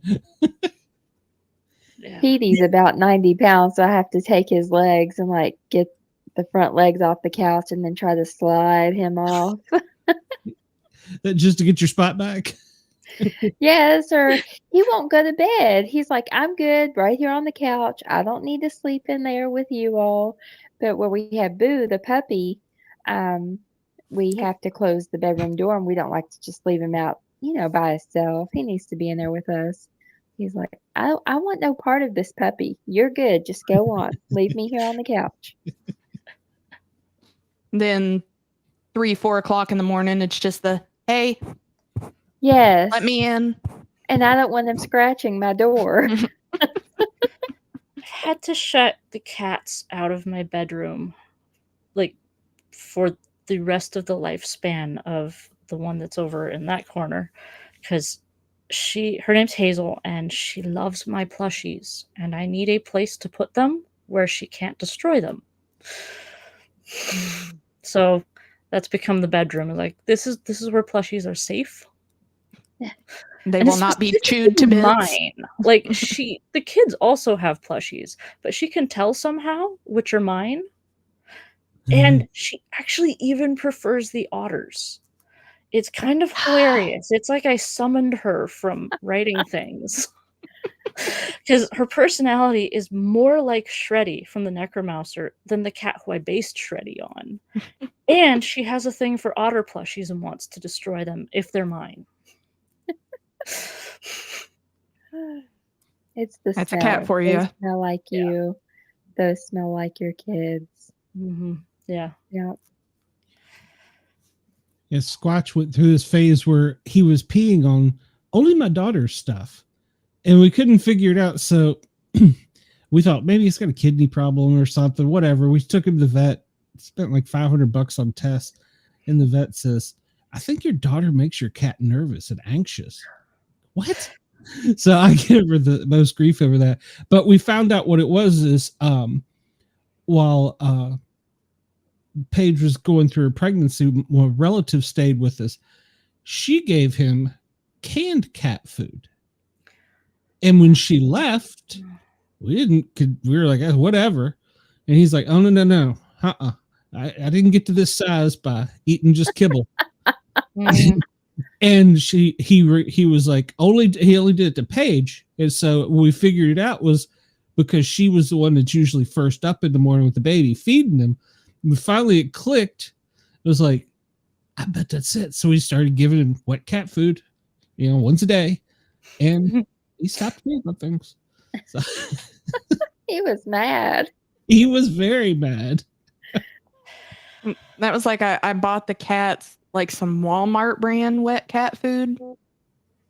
And then because Daddy is very, very, very mouthy.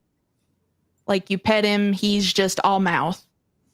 And so when Travis was trying to feed them the Walmart brand cat food, Tabby started getting very mouthy.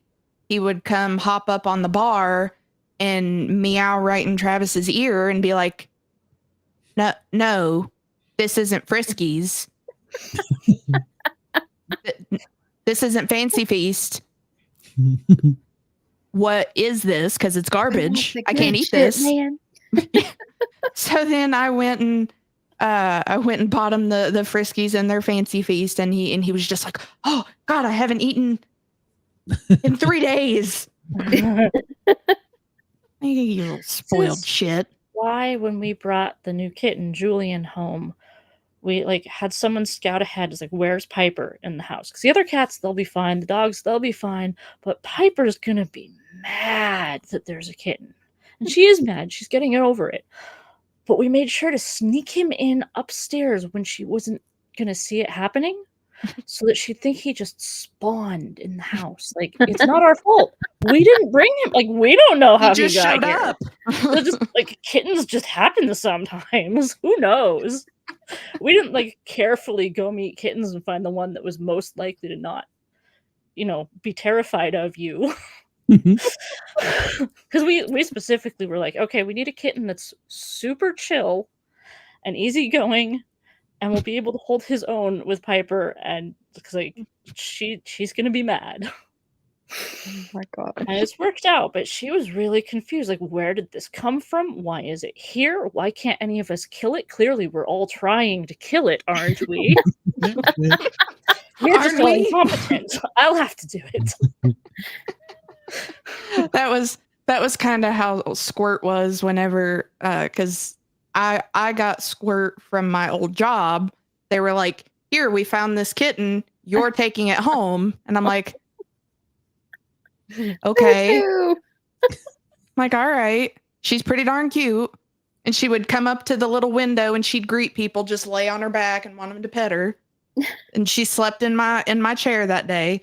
And then when Mama came along, Squirt was like,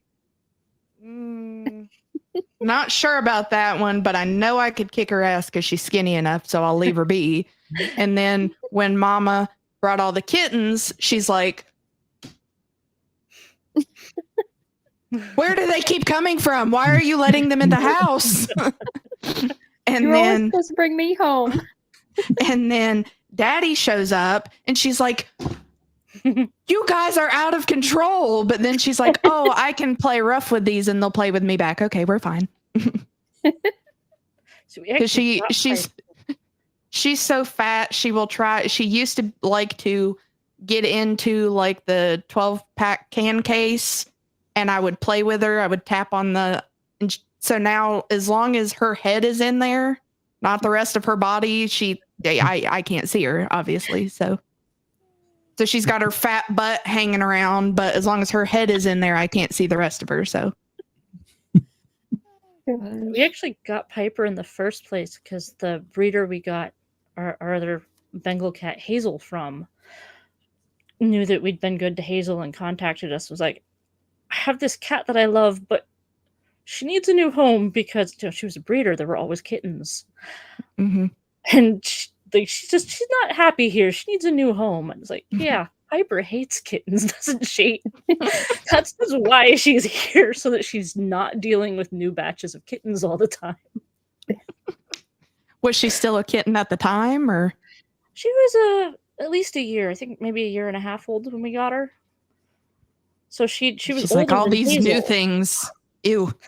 So like, we got the kitten, and then a couple months later, got contacted like, I'm looking for a new home for this cat who doesn't like the kittens.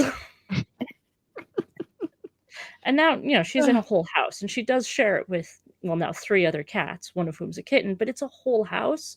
This breeder was living in a much smaller place, and she didn't have somewhere to escape from all the kittens. Yeah. Here, Piper can go to a different room. She can go to a different floor from the kitten if she wants. As long as it's not trailing behind somehow. Well, that is the problem, is that he's decided she's the most interesting of the elder cats, and she is. She's more playful. So he's decided that she's the best mama. She's like, ew, ew, ew. Yeah. She does get some advantages in return, though, because there's been a lot more feather wand play since we got him. So it hasn't been all bad for her. She's like, oh, I'll take some of it, but couldn't we do it without the kitten? No, sorry, Piper. All right, I'll play here, but get rid of that thing. But ew.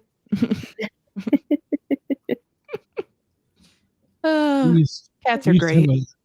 We used to have a doggy door, and this cat kept coming in. It was a calico cat, and my neighbor had a calico cat, and the calico cat would come in the doggy door, and it would eat the food and want to stay here. And I'm like, no, you don't live here. And me and the neighbor, I was like, yeah, do something to your cat. It keeps coming to the doggy door. Stop. And pay your child support already. To the point where it was contentious. Well, I will be honest. We had a moment where they were deeply religious people, and I was like, I have told them, I've tried everything. So here I'm on Google. I need a Bible verse for animals. So I go over there and I'm laying the law down, and I'm like, all right, I got it this time. Done. Cat comes in, has kittens on my couch. I lose my shit. I literally lose my shit. And she goes, well, I know it can't be my cat. My cat's been fixed. I'm like, what? There's some ghetto cat in the neighborhood. I'm like, what? Oh, gosh. You have a cat now. Sometimes a cat pick you. Yeah. That's how it was with Mama. She showed up, and poor thing was so skinny. Her face was so thin. And now whenever she walks, it's just like a where she's so fat, she looks like she's pregnant. We're like, no, she's not about to have a litter. She's just fat.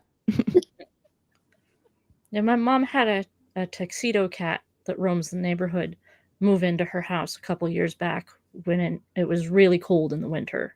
And he, just was like, I'm your cat now for a couple of years. And then she keeps her cats indoor only. He just dashed out of the door one day in a way that he never gave any warning for. It was like, he was done. He wants to go back to living outside now. Oh my gosh. Part of the good life. That's how it is with Daddy. He'll go roam the streets all day, and then he knows he can be mouthy at the door, and he comes in at night to get fed, and then he's like, all right, let me back out. Well, Mary, one of the questions we always ask our guests is, do you have any spooky stories or any paranormal stories? Well, I've certainly written some. In terms of life, mostly not so much, but I did a couple months back this summer, actually.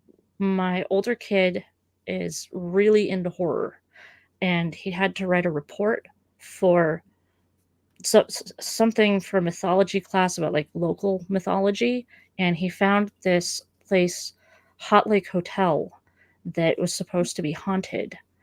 And so he wrote his report on it, and then we thought, well, it'd be fun to go check it out. So as sort of like a late birthday present for him, we booked some rooms there and went and spent like 2 nights checking out it was like a 6-hour drive away. It was a pretty long drive, but relatively close. So local haunted hotel, and it's this really neat place. It's like very old-timey hotel. You can definitely see how it gets ghost stories about it, and it's had this long history of having been like an orphanage and a sanatorium and like all the things that all the things would have been. And it's by a hot springs, so the lake next to it has all these signs around it saying, stay out of the lake if you want to stay alive, because it's like that hot. And they've got little hot tubs set up next to it with the lake water piped in, so it's like water fresh from the lake. And so we went there and hung out in those hot tubs like in the middle of the night, because it was pretty late by the time we got there, but they let you use them all night long if you're staying there. So at like 2 a.m. we're hanging out in these hot tubs watching the mist rising off of this burning hot lake, and there were bats flying by, and it was just like the most beautifully haunted feeling setting. And what we did is we wrote ghost stories. We spent the weekend writing ghost stories, and that's awesome. It was really fun. So it was a very inspiring place for writing about ghosts. Cool. Very cool. In the middle of the night.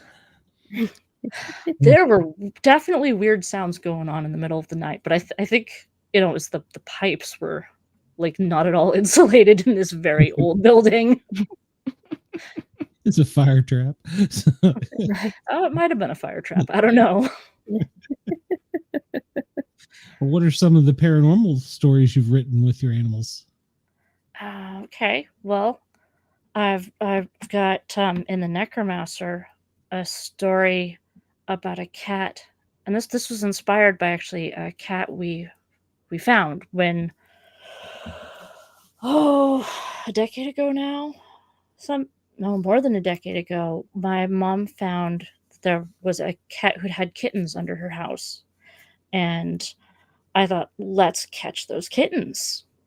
And so in retrospect, obviously it would have made more sense to just get a live trap from like a humane society in the first place, but I was younger and so excited by the idea of kittens just spawning under my mom's house that I set up like a bed sheet with strings tied to the end, and I sat on the roof perfectly still for hours waiting for the kittens to come out and eat the food in the middle of the bed sheet, and then pulled it and caught the kittens.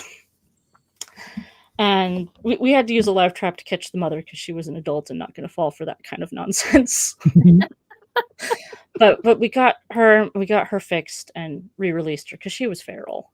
But split the litter of kittens. My mom took 2 kittens and I took 2 kittens. And one of them was a lovely cat who looked exactly like the other one. We named them after the Ghostbusters. So the 2 I got were Peter and Ray. My mom still has Winston, and but he's the last one alive at this point. So she had Winston and Egon. And Peter was a lovely cat who looked exactly like Ray. And Ray, I think there was something just wrong with him. We tried, and he just sort of cowered and hid, and we were never, even though we caught him as a kitten, he just kind of stayed feral. And, eventually we let him escape, and that was clearly what he wanted, to not be in a house.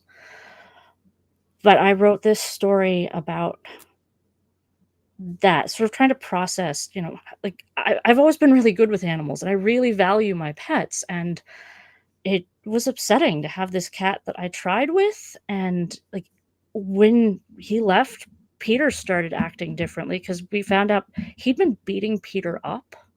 Like Peter's just covered in like secret claw and bite marks that he'd been hiding from us.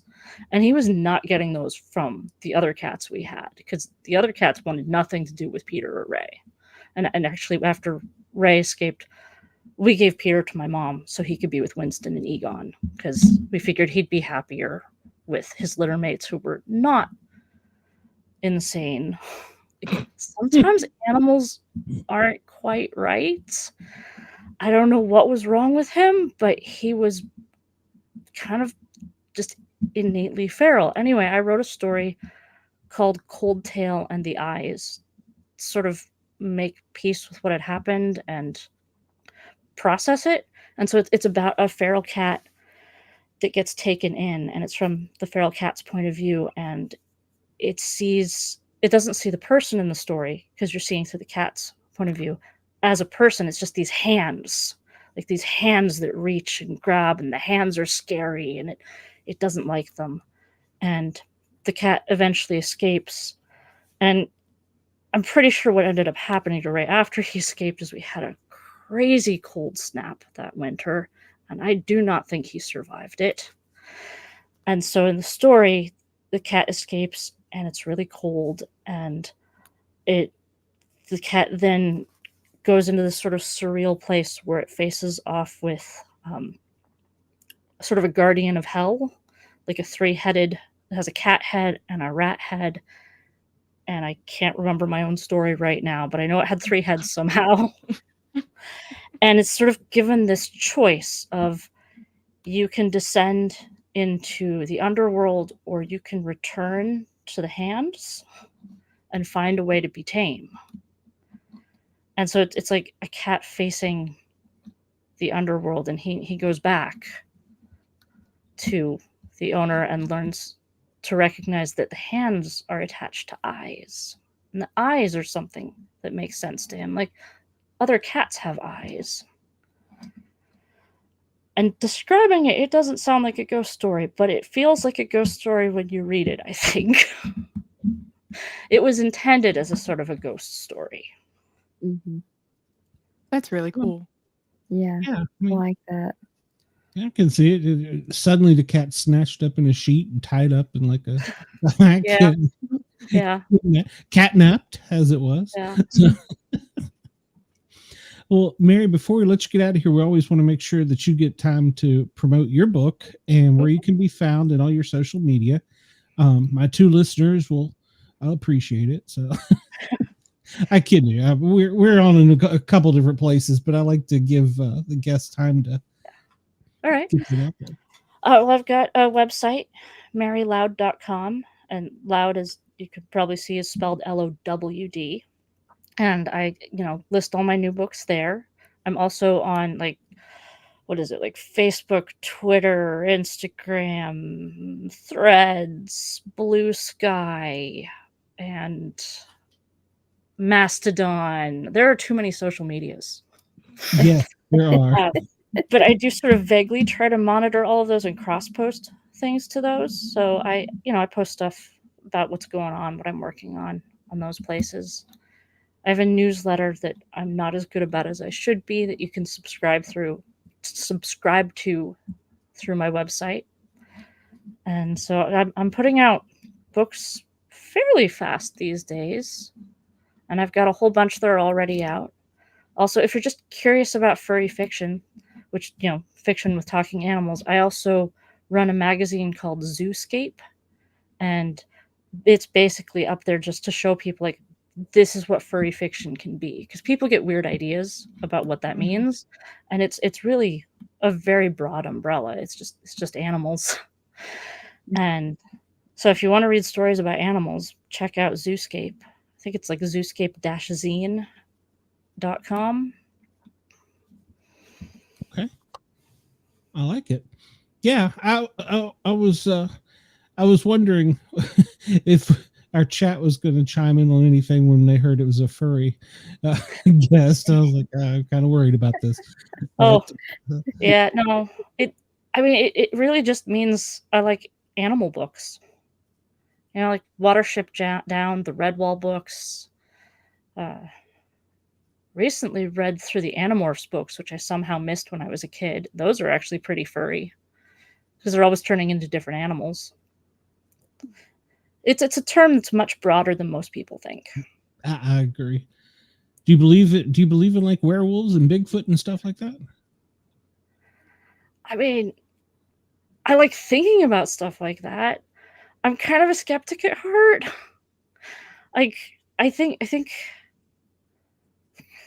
that most things can be explained by science. There's still a lot of room even within that for some pretty amazing things. Like, we don't know everything about the universe.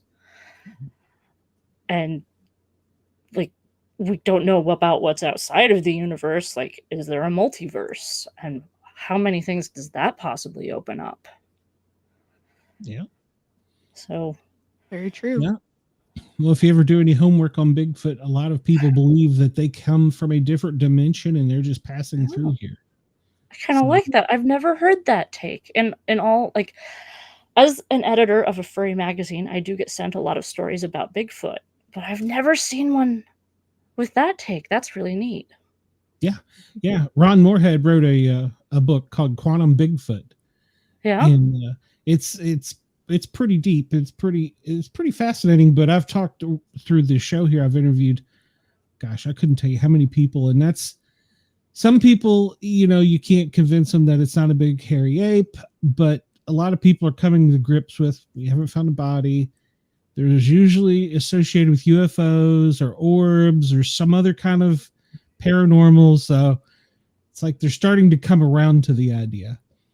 So yeah. Well, I mean, if there's a multiverse, there are definitely universes with Bigfoot for real. And if there's a multiverse, who's to say that we don't sort of slide between different parts of it with our consciousness? Yeah. Or in our dreams. So, yeah. Exactly. So a lot of people say it when you're having dreams that you're traveling. What is it? Astral travel. So, I mean, it definitely feels that way sometimes. Yes, it does. There was a cat we had, the Calico, who the Necromancer was originally based on. She just disappeared. Like, we didn't see her get let out. That must be what happened. That, like, our younger kid was like 2 and must have opened a door and the cat got out. We never saw it happen. We just, one day, my husband and I looked at each other like, when was the last time you saw Heidi? I was like, not today. And I think it'd been like maybe a day or 2. And it was just, she was gone. And we looked for her for months and months with like papering things, flyers up. I actually have a ghost story about that experience, come to think of it. Because I would dream about finding her over and over again. For years, it got to where I would know I was dreaming if I found Heidi. Mm-hmm. And it started to just feel like, okay, that's my time to visit Heidi. As Yes. if she shows up in my dreams, that's when I get to see her. Yeah. So she Well, definitely feels like she turned into a ghost for me. oh, wasn't it Shay? Just a few weeks ago, we had a guest on that had their cat come back and haunt them. Mhm. Oh yeah. Yeah, the cat passed away, and they buried it in their backyard. And then one evening she kind of heard, like, it wasn't like a growl or a meow. It was some kind of noise right outside the door. And they had fox around the area and potentially coyotes, but the noise couldn't really be explained away by either of those. And I think she said they only heard it one other time, but they were just like, "Oh, it's the cat." I like to think that when we lost Heidi, my husband was trying to get tenure. He's a professor, and that whole process is a very strange thing. Basically, you either get tenure and you get to stay with your job forever, or you don't get tenure and you have to leave and move to an entirely different place if you want a vaguely similar job. And we really wanted to stay living here because we like the town that we live in, and we're very stressed about it. And that was right around the time we were going to find out whether he'd get tenure or not, was when Heidi disappeared. And I like to think that she left as a way to like tie us to here. Like, well, we can't leave without Heidi. So the universe has to make it so that Daniel gets tenure, because we can't leave now. You can't leave where Heidi is. And since she disappeared, she'll always be here. It's true. Yeah. That's true. We've always said too, your pets have a way of coming back to you too, because Travis had a dog that he had for like 14 years, and this dog was like everything mixed into one, and the oddest looking dog that I have never seen another dog that looked like it. But whenever the kittens came around, when Mama brought us her kittens, one of the cats took a very particular liking to him. And he would say, "I swear to God, it's like Bear got put into a cat." Yeah. Because Bear would go sleep under his desk, would go everywhere with him, and Izzy will come scratching at the door while he's in his studio working, and she's got to come sit up on his shoulder, and he's got to hold her and love on her, and then she'll go behind his desk and sleep. I've had this idea for a long time that I've never figured out how to actually write as a story well, but like, I would like it if when I die, I could come back as not just a cat, but like my cats, like in sequence. Like, you know how like cats have 9 lives? It's like live through each like of their lives. And so it's like we're kind of mirroring each other, living through the same thing on different sides. You write That's a really cool idea. biography through cat's eyes. There you go. That would be wild to think you're laying in the room with you right now. Yeah. 4 times over. Yeah. Like I said, I've never figured out how to actually write it. I do like to think about it, though. But it's an awesome idea. So but like, I can definitely see where you someday struggle I'll as be a Heidi, haven't realizing like it's my time. I have to leave now so that they will get to stay. It would have to be like 5 alternate universes that come together. You've got your own little Marvel multiverse there. the cat, I mean, the cat verse of madness. The cat verse. Yeah, the cat. I like that. Cat verse of madness. Hey, we'll give you ideas. So, well, Mary, we've kept you longer than I promised. I'm glad you come on. I appreciate it. I know Yeah. you were booked with time and stuff, and we squeezed it in. So I'm glad you came on. I've had a great time. This Yeah. was really fun. I'm so glad you invited me. It was really nice to meet all three of you. Oh, It's well, nice to thank meet you too. And any viewers and listeners as well. The two of them will probably go like your stuff. So Oh, there's actually all these words over here that I haven't been reading. yeah, Space just the chat. platypus, that would be cool. Yeah, there was well, he was talking way back there. They were asking about the space otters, Nanu from Mork and Mindy. Oh yeah, yeah. Yeah, I loved that as a kid. live long and prosper. Yeah, that's it. Live long and Showing prosper, my- definitely. Showing my age. So I loved Mork and Mindy. Yeah. yeah, that was one of my favorites. So I would love to see a space platypus. Yeah. I haven't actually done any fiction about platypuses yet. There you go. Well, I still want to do sort of a Star Wars, but my version. So I think a platypus might fit well into that. Well, I see. I picture continue. my version of Yoda is a fennec fox frog hybrid. Yes, I can A see platypus would fit right in. Yeah, Yeah. absolutely. that. Definitely. Cat Vader. Well, my The version of entire Vader room next would to me is be Star Wars. a lion who has actually over time decayed, and it's not so much the lion anymore, but like a group of octopi who are puppeting its skeleton. Ooh, I like that. I put thought into this. I like Yeah. that. I like that. It's That's great. creepy, right? Well, do me a favor. When you get your next book ready to go, come see us. Okay. Yeah. And if Absolutely. you in your cat zine, what the magazine, if you get Bigfoot stories, send those over to me. We love to talk Bigfoot. Okay. So, but yeah, let's keep in touch, and we'll get you back on the show when you get your next one out. All right. That'd be fun. Then I guess I'll see you guys later. Already. That's what we hope. Have a good night, Mary. Thank you very much, and thank your significant other for doing the IT. So, But yes, I will thank him. And give all the chin scratches. Oh, yeah. So many chin scratches. To yourself. Yeah. Oh, maybe more to the cats. Maybe the dogs might like They're it. all you. They're all you. Right. Taste like Doritos. No. That's why you've got to treat the cats really well. They will overthrow us one day. One day. They will rule. Thank you so much, Mary. Have a guess good I night, will- Mary. Head out then. All right. Thanks. Have a good night. We'll talk to you next time. Thanks, you too. All right. Bye. Bye-bye. She was great. Fantastic. Oh my I love gosh, her Such because a fun conversation. she is a carbon copy of my best friend Oh yeah. and talks just like her.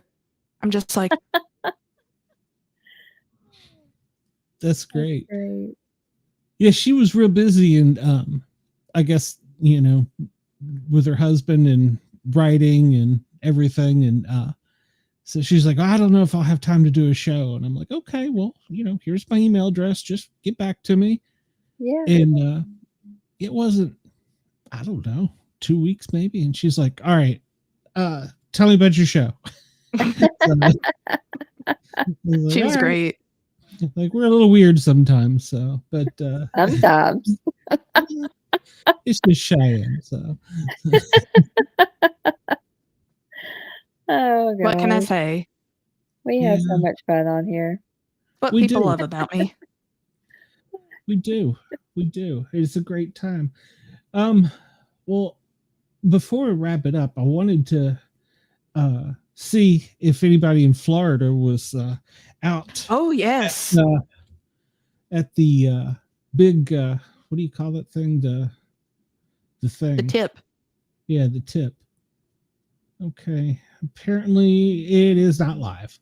So they must have power outage there. Well, that sucks. So yeah, so I just pulled it up and it's daylight there, and I'm like, it's not daylight there. Oh gosh. Yeah, it looks like about 11 hours ago they lost power. Oh, wait a minute, hold Oh on. my god. There's a different one up. Yeah. What in the Sam? Hold on. I got to get this up on the screen. Share screen, entire screen. Yes. What in the absolute hell is this? What has Hurricane blown? Oh, hilarious. I love it. What in the absolute hell It's is a that? blow up dinosaur costume. Oh my god. That's You know- fantastic. They knew everyone would be watching. You know, Hilarious. Oh, I was like, That's okay, well, it's beautiful. not live. It's not live. And I was like, wait a minute, hold on. Here's another site. And I guess they have more than one camera. That, oh my gosh. Sweet Jesus. This has made the show. he was kissing the tip. It looked like he was doing more than that to the tip. Saw a little humping action going on there. You talk about doing a paranormal show. This is the kind of stuff I want.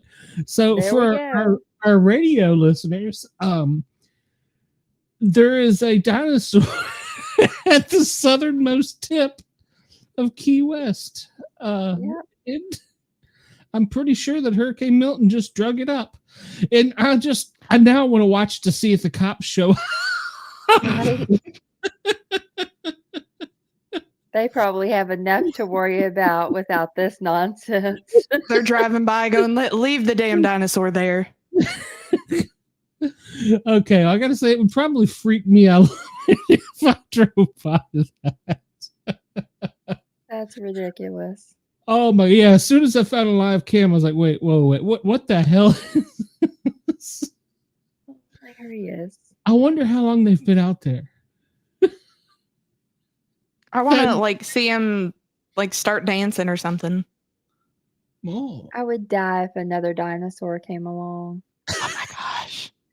I'm just gonna walk. But down if the someone street. saw this and they have this costume too and they show up. Oh, are they leaving? Maybe it's getting too rough down there. Well, I mean, maybe they got washed up. Maybe it's Godzilla. He got washed up in the storm, and he's off to attack Key West. And we saw it Oh first my live gosh. here. Wow. People. Well, we said that there would probably be something good. We But saw it. I never anticipated a dinosaur. That was something. That was something. That was great. Yeah, I was like, wait, what is? You know, this reminds me of this radio show that I heard, and they do Florida or not. So they'll give you a story, and you have to tell them if it's Florida or any place else in the world. This would be that story. Only in This? Florida would you see a dinosaur. Out at the tip during a hurricane. And there's a hurricane. You plainly see it at the top of the screen. Maybe there. they wore the costume to stay dry. Well, I mean, I guess it kept them dry. I kind of hope he waddles back down. I want to see him just come running through the scene. Because there's going to Right? be waddling. Or like blowing, like, oh, Mm. with its little T-Rex arms. We need to do a search and see if there's been any dinosaur sightings in Key West. If so, we need that person on the show. Oh, that's great. Yeah, I'm gonna leave it up for a few minutes while we're wrapping up. Shay, what do you got going on?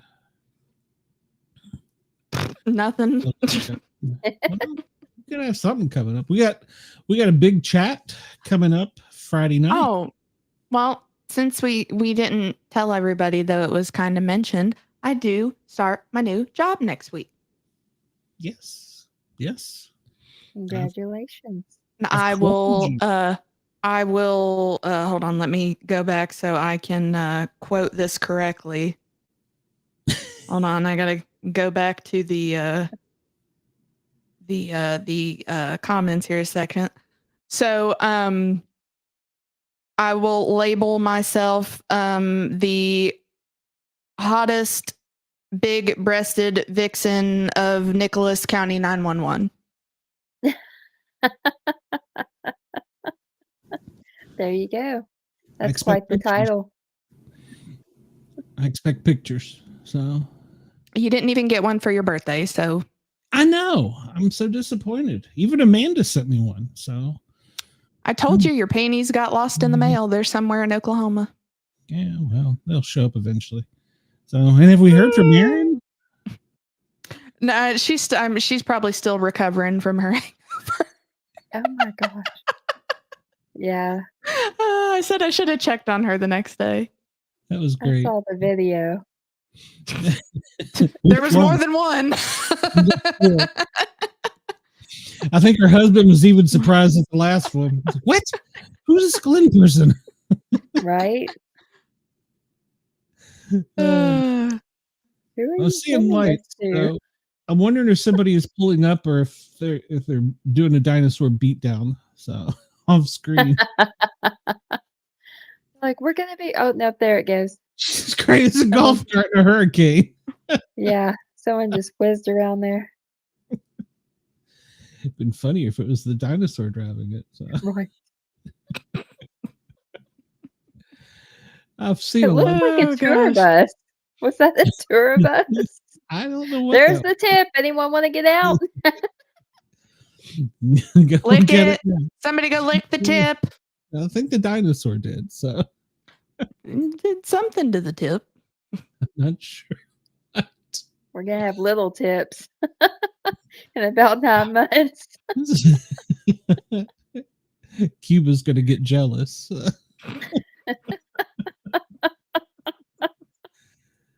Oh, we're just gonna see all the little tips running around. They're gonna be So cute. proud. And I'm gonna send them all to West Virginia. I don't want the little ones. Well, he'll grow up to be a big one. Didn't you see that?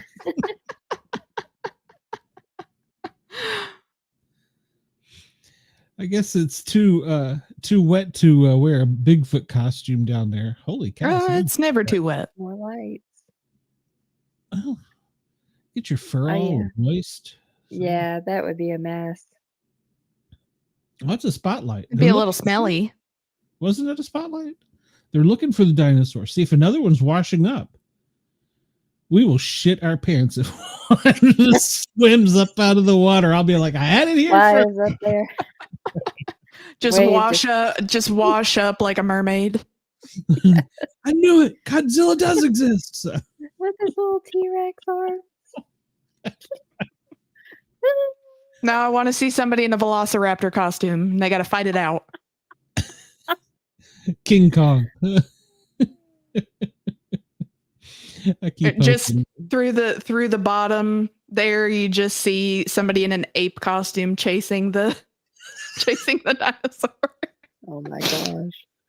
Oh my gosh. Are we on Halloween night? I wonder if Halloween night there's any antics on this camera. Oh, I'm sure. It's That Key would West. be There's gotta be. fantastic. I'll have to check the calendar to see. No, that's a Thursday night, so we won't have a show. We could celebrate it on Wednesday. Well, yeah, but I think that the fun stuff would probably happen Thursday. You know what? I feel like there would probably be fun stuff going on all week, to be honest. It's Key West. It's always a party. Well, you know what? We could always just go live if something cool happens. So we can just, something crazy happens, we'll just go live and go, look at this. Well, Elizabeth is still standing after tonight. Well, we'll have to look and see if the hookers dress up. Yeah. You I know, was thinking the same thing. Shay, maybe that should be the night we do our cameras on Halloween. Yep, that would be a good one. We need to do some homework and find all the live cams because I've been searching and they're kind of hard to find. You got to almost find them and bookmark them. So Mm-hmm. So, I mean, this one is kind of a regular one, or normal one. I think this is actually a TV channels. But that the one guy that does live now, I think it is, he moves his around a little bit, and the bar cameras are pretty stable, but you can't find all the bars by just putting in like bar live search. So you got to kind of look for them, like no names of bars and stuff. So you can do some homework and see. But I don't think, it's got to be something really good to beat a dinosaur walking around. Now, if one of the hookers wants to walk around in that, well, I don't know that you get a whole lot of business that way. So. You'd probably get a lot more people to stop. Well, you've got to find out what I'm wearing underneath it. Oh, Lord. Oh, my gosh. I know as soon as we end this, it looks like there's headlights there. As soon as we end this, I know something crazy is going to happen. So I just feel like it. So, of course, I never would have envisioned a dinosaur. So That No. was fantastic. No, I was hoping to see some more drunk women get washed away. Well, maybe the dinosaur scared him off. Imagine being drunk and showing up. Right. There's a dinosaur. Oh, I would be on the ground laughing. Well, it was hard for me to contain myself. I was like, oh, sweet Jesus, I've got to get this on the screen before it walks off. I'll tell you, these aren't as hard of waves as last time, but these are more like straight. I think it's the wind. Yeah. It's, well, it says the wind is constant at 25 up there. And I don't think the wind was constant with the last one. I think it was just gusts. But yeah, well, they showed the buoy on one of the, I don't know, Weather Channel or Fox Weather or one of the, I don't know, some channel. And, they're about that size and they're pretty large. And the National Weather Services has cameras on them. I wish we could see them. And they were showing the seas, and there was like 12 to 20 foot waves with that hurricane. Oh my gosh. So, I mean, if you follow physics, energy never stops. So it's just continuing and crashing up on the shore. So it's kind of cool. But yeah, Chris, and this that sounds cool. Yeah, the light up shoes were great. I need Kentucky blue, not turquoise. I think there was a green and a blue, wasn't there? Yeah, I think so. Yeah, I think there was a green and a blue. So, but yeah, we can do that. You missed it. It was a fun night with Warren. Us discussing the 7 laws of ass eating. Oh my gosh. Mm-hmm. And he knew them well. Mm-hmm. Well, we I'm were sure we were working them out together. So while trying to stay FM friendly. So. Yes. Oh my god. It was the 7 laws of grass eating, where you have to clean the lawn, and make sure it is in proper condition. Do you totally clean the lawn or leave just a little bit? No, you want a totally clean lawn. Yeah. Scrub the lawn good. Yeah, so we did pretty good. Yeah. And I was really surprised though that because Travis and I had went shopping earlier that day, and I was looking up the pictures for them, and I was telling him how I found the BJ kit. Mm-hmm. And he goes, wait a minute. Why does a BJ kit come with lube? And nobody questioned why the BJ kit came with lube. Unless it's something flavored that you It can was put not. on it. No, it's like just KY. Just lube. Eh. Oh, we got a runner. She got heels on. I don't know. I think she's barefoot. Yeah, she Taking might. a picture. Yeah, Chris, I'd heard that too. She's like, I'm done. I Yeah. heard that too, that there was birds trapped in it. I don't see how they could have stayed in it for so long, though, because they said they were in the eye for like It's crazy. 48 hours or something. But Oh my gosh. I guess they just stayed aloft. I don't know. But yeah, they were trapped. So Oh my goodness. That's I did awful. hear that. But yeah, because they actually have a loop when the eye come ashore, you can start seeing that band of birds Mhm. dissipating. Hmm. So wherever it was it Sarasota has got a whole bunch of birds right now of some kind. So that's kind of cool. But yeah, I didn't think they could survive, but I guess they can. I mean, for On that T-Rex. radar there on the screen, it looks like it's farther up northern Florida at this point instead of down where we're Yeah, they watching. said it was going to turn up north slightly because they were worried that Orlando was going to get the bad side of it. I don't know. I'd have to look at the map and see if they did, but Yeah, my Just a lot saying. of people- They can't catch a break. That's like what, 2 within a week? yeah, my aunt and uncle are in Ocala. I'm worried about them. well, a lot of people went from Tampa to like Orlando, or Wow. Jacksonville, so they were like, we're going to get away from it. And yeah, you didn't. So I had a friend that's down by the big lake down there, and she sent me a video of tornadoes. She's like, there's like 12 tornadoes on the ground in the county where she lives right now. Oh my gosh.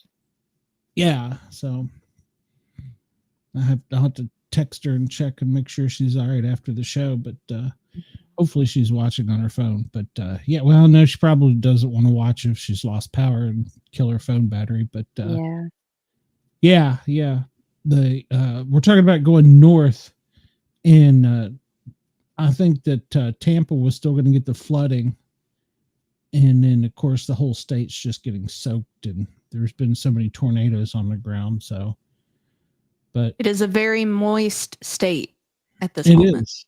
is, Yeah. but I believe the government has got people staged and in place, and at first light that they'll start going out and fixing stuff, and rescuing people if they need to be. Yeah, my friend Sarah said like the hardest part was supposed to hit at like 2 a.m. She's close to Daytona Beach. Yeah, that's on the opposite side. Yeah. Yeah. So So she said their worst part is going to hit about 2 a.m. Yeah. Well, the eye is already looks like it's offshore, so it's going to start picking up strength again. So yeah. Whew. I don't know. I want to move to Florida, but I don't think I want to move down there. I think I want to move on the Panhandle side. Get 2 shots at getting hurricanes thrown at you. Why do you want to move to Florida so bad? Cost of living. When you've got this. Well, yeah, I mean, I can still have this. I'll be in Pensacola. We'll be far away from the tip. No, I mean, when you got the weather and everything to worry about. Well, I mean, but here's my point. Who would have thought that the hurricane would have made it up as far as you all? So, I mean, you really can't, and there's earthquakes in the mountains. So you're not going to go anywhere and be weather safe. That's not a thing. No. And the hurricanes don't scare me. This is what I tell my mom all the time. The hurricanes don't scare me as much as the tornadoes. You can be asleep in your bed and one pop up from a thunderstorm right behind your house and you never know it. Gone. Yeah, exactly. So, Yeah. The tornadoes worry me more than the hurricanes do. You see them coming. I think they had 5 days notice on this one. So It's crazy. Tornadoes, you don't. nope. No notice. Earthquakes either. So I will gladly stay in the mountains. Well, I mean, Oh, I got another walker. I like the mountains a lot, but as a kid, I was somebody with It's probably their phone. As a kid, we never went to the beach. Never once. So it wasn't until I was an adult that we went to the beach. And so I think that's why I like the beach so much. I'd like to have a place in Hilton Head. Yeah, and tornadoes are terrifying. I went when I was in Knoxville, and I was with the volunteer fire department, and we didn't have tornadoes up in Northern Virginia, Washington, D.C. area. And they said, do you need to get out of the station, go home? Tornadoes are coming. Be prepared to come back, though, but go, take care of all your stuff. And I'm going down the road, and behind me is all I can see is this black cloud. And, I'm like flying to get home. And as I'm coming in the front door of the house, I've got the doors still swinging wide open. I can hear the tornado coming. And the power it was one of the old TVs that takes a minute to warm up and you get the audio first. Mm-hmm. And just as the audio was coming on, if you're in the Margie Isaacson, I'll never forget her. She was the weather lady. She says, if you're in Coreyton, take shelter now. And as she said that, power went out. Yep. It came up the ridge, hopped over the top of the ridge, over our neighborhood completely, went down the next side of the ridge through a field. Wow. So, yeah. I was already, I was left the door open. I was diving. I literally was diving down the stairs in the basement. And I had never, that was my first experience with a true tornado. So yeah, not a fan. And as a firefighter paramedic, I've run calls with, the aftermath of tornadoes. Not a fan. So yeah. So yeah. So destructive. You can't tell where they're going to come up, how strong they're going to be. Yeah. There's just, So no, not a fan. So, but all right. Well, I'm sure you got to get for us whenever it hit here. Oh, the hurricane? No, when we had the tornado touchdown here, I was at work, and for some reason the bank felt we needed to stay for 3 hours after the power went out. For some reason. Weird. To wait. But when you're out of holler surrounded by mountains on either side, we didn't have to worry about anything except for one tree being down in the road. Yeah. I can't tell if that was the cops or not. Hell, the cops may not even be out. You never know. You wouldn't expect anyone to be out really, but this is the strongest hurricane they've had in a very long time. So everybody's like, I want a picture. Yeah. Well, luckily Key West has just got a band of it, so it hasn't been that bad down there. So, but yeah, the middle of the state has been ripped tonight. So yeah. So, and that's one of our top viewing areas. So we hope all of our listeners are okay. So, but that's right. We've got a big chat scheduled for Friday night, and then the Misfits on Saturday night, and then the finale of Big Brother is Sunday night. So we've got a long weekend here, where you can tune in for us to bitch about them giving Chelsea the check already. Yeah. You are correct, Chris. You are correct. Yeah. Probably. We should go. I'm wondering if one of them were the dinosaur. Should go look at the bar cameras in Key West and see. Oh, hold on. I won't kill it just yet. But yeah, we'll see if any of the bars. Yeah, even in the comments, they were like, "Where'd he go?" All right, you guys, I'm gonna head to bed. Hey, look at that! They're still partying. They're still in a bar during a hurricane. All right, yeah, we need to get out of here too. So, I don't see a dinosaur though. They look awfully dry. So, well, the street looks dry. Well, I mean, down there's a lot of the surf going in. So, but yeah, you need to get to bed. We'll wrap this up. I'm not sure which one that was, Chris. So, but yeah, so we got a long weekend set up. Oh, that was Hog's Breath. Okay, well, we can check it out. We can for a quick second on our way out the door, unless something big and unless there's a how the hell do I do that? Unless there's a dinosaur out there, so it's outside.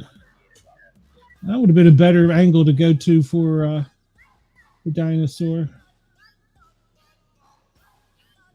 You know, it looks kind of empty at Hog's Breath. So, all right. Well, everybody have a great night. We will see you Friday night. Have a great night, everybody. Bye. Bye. Love you guys.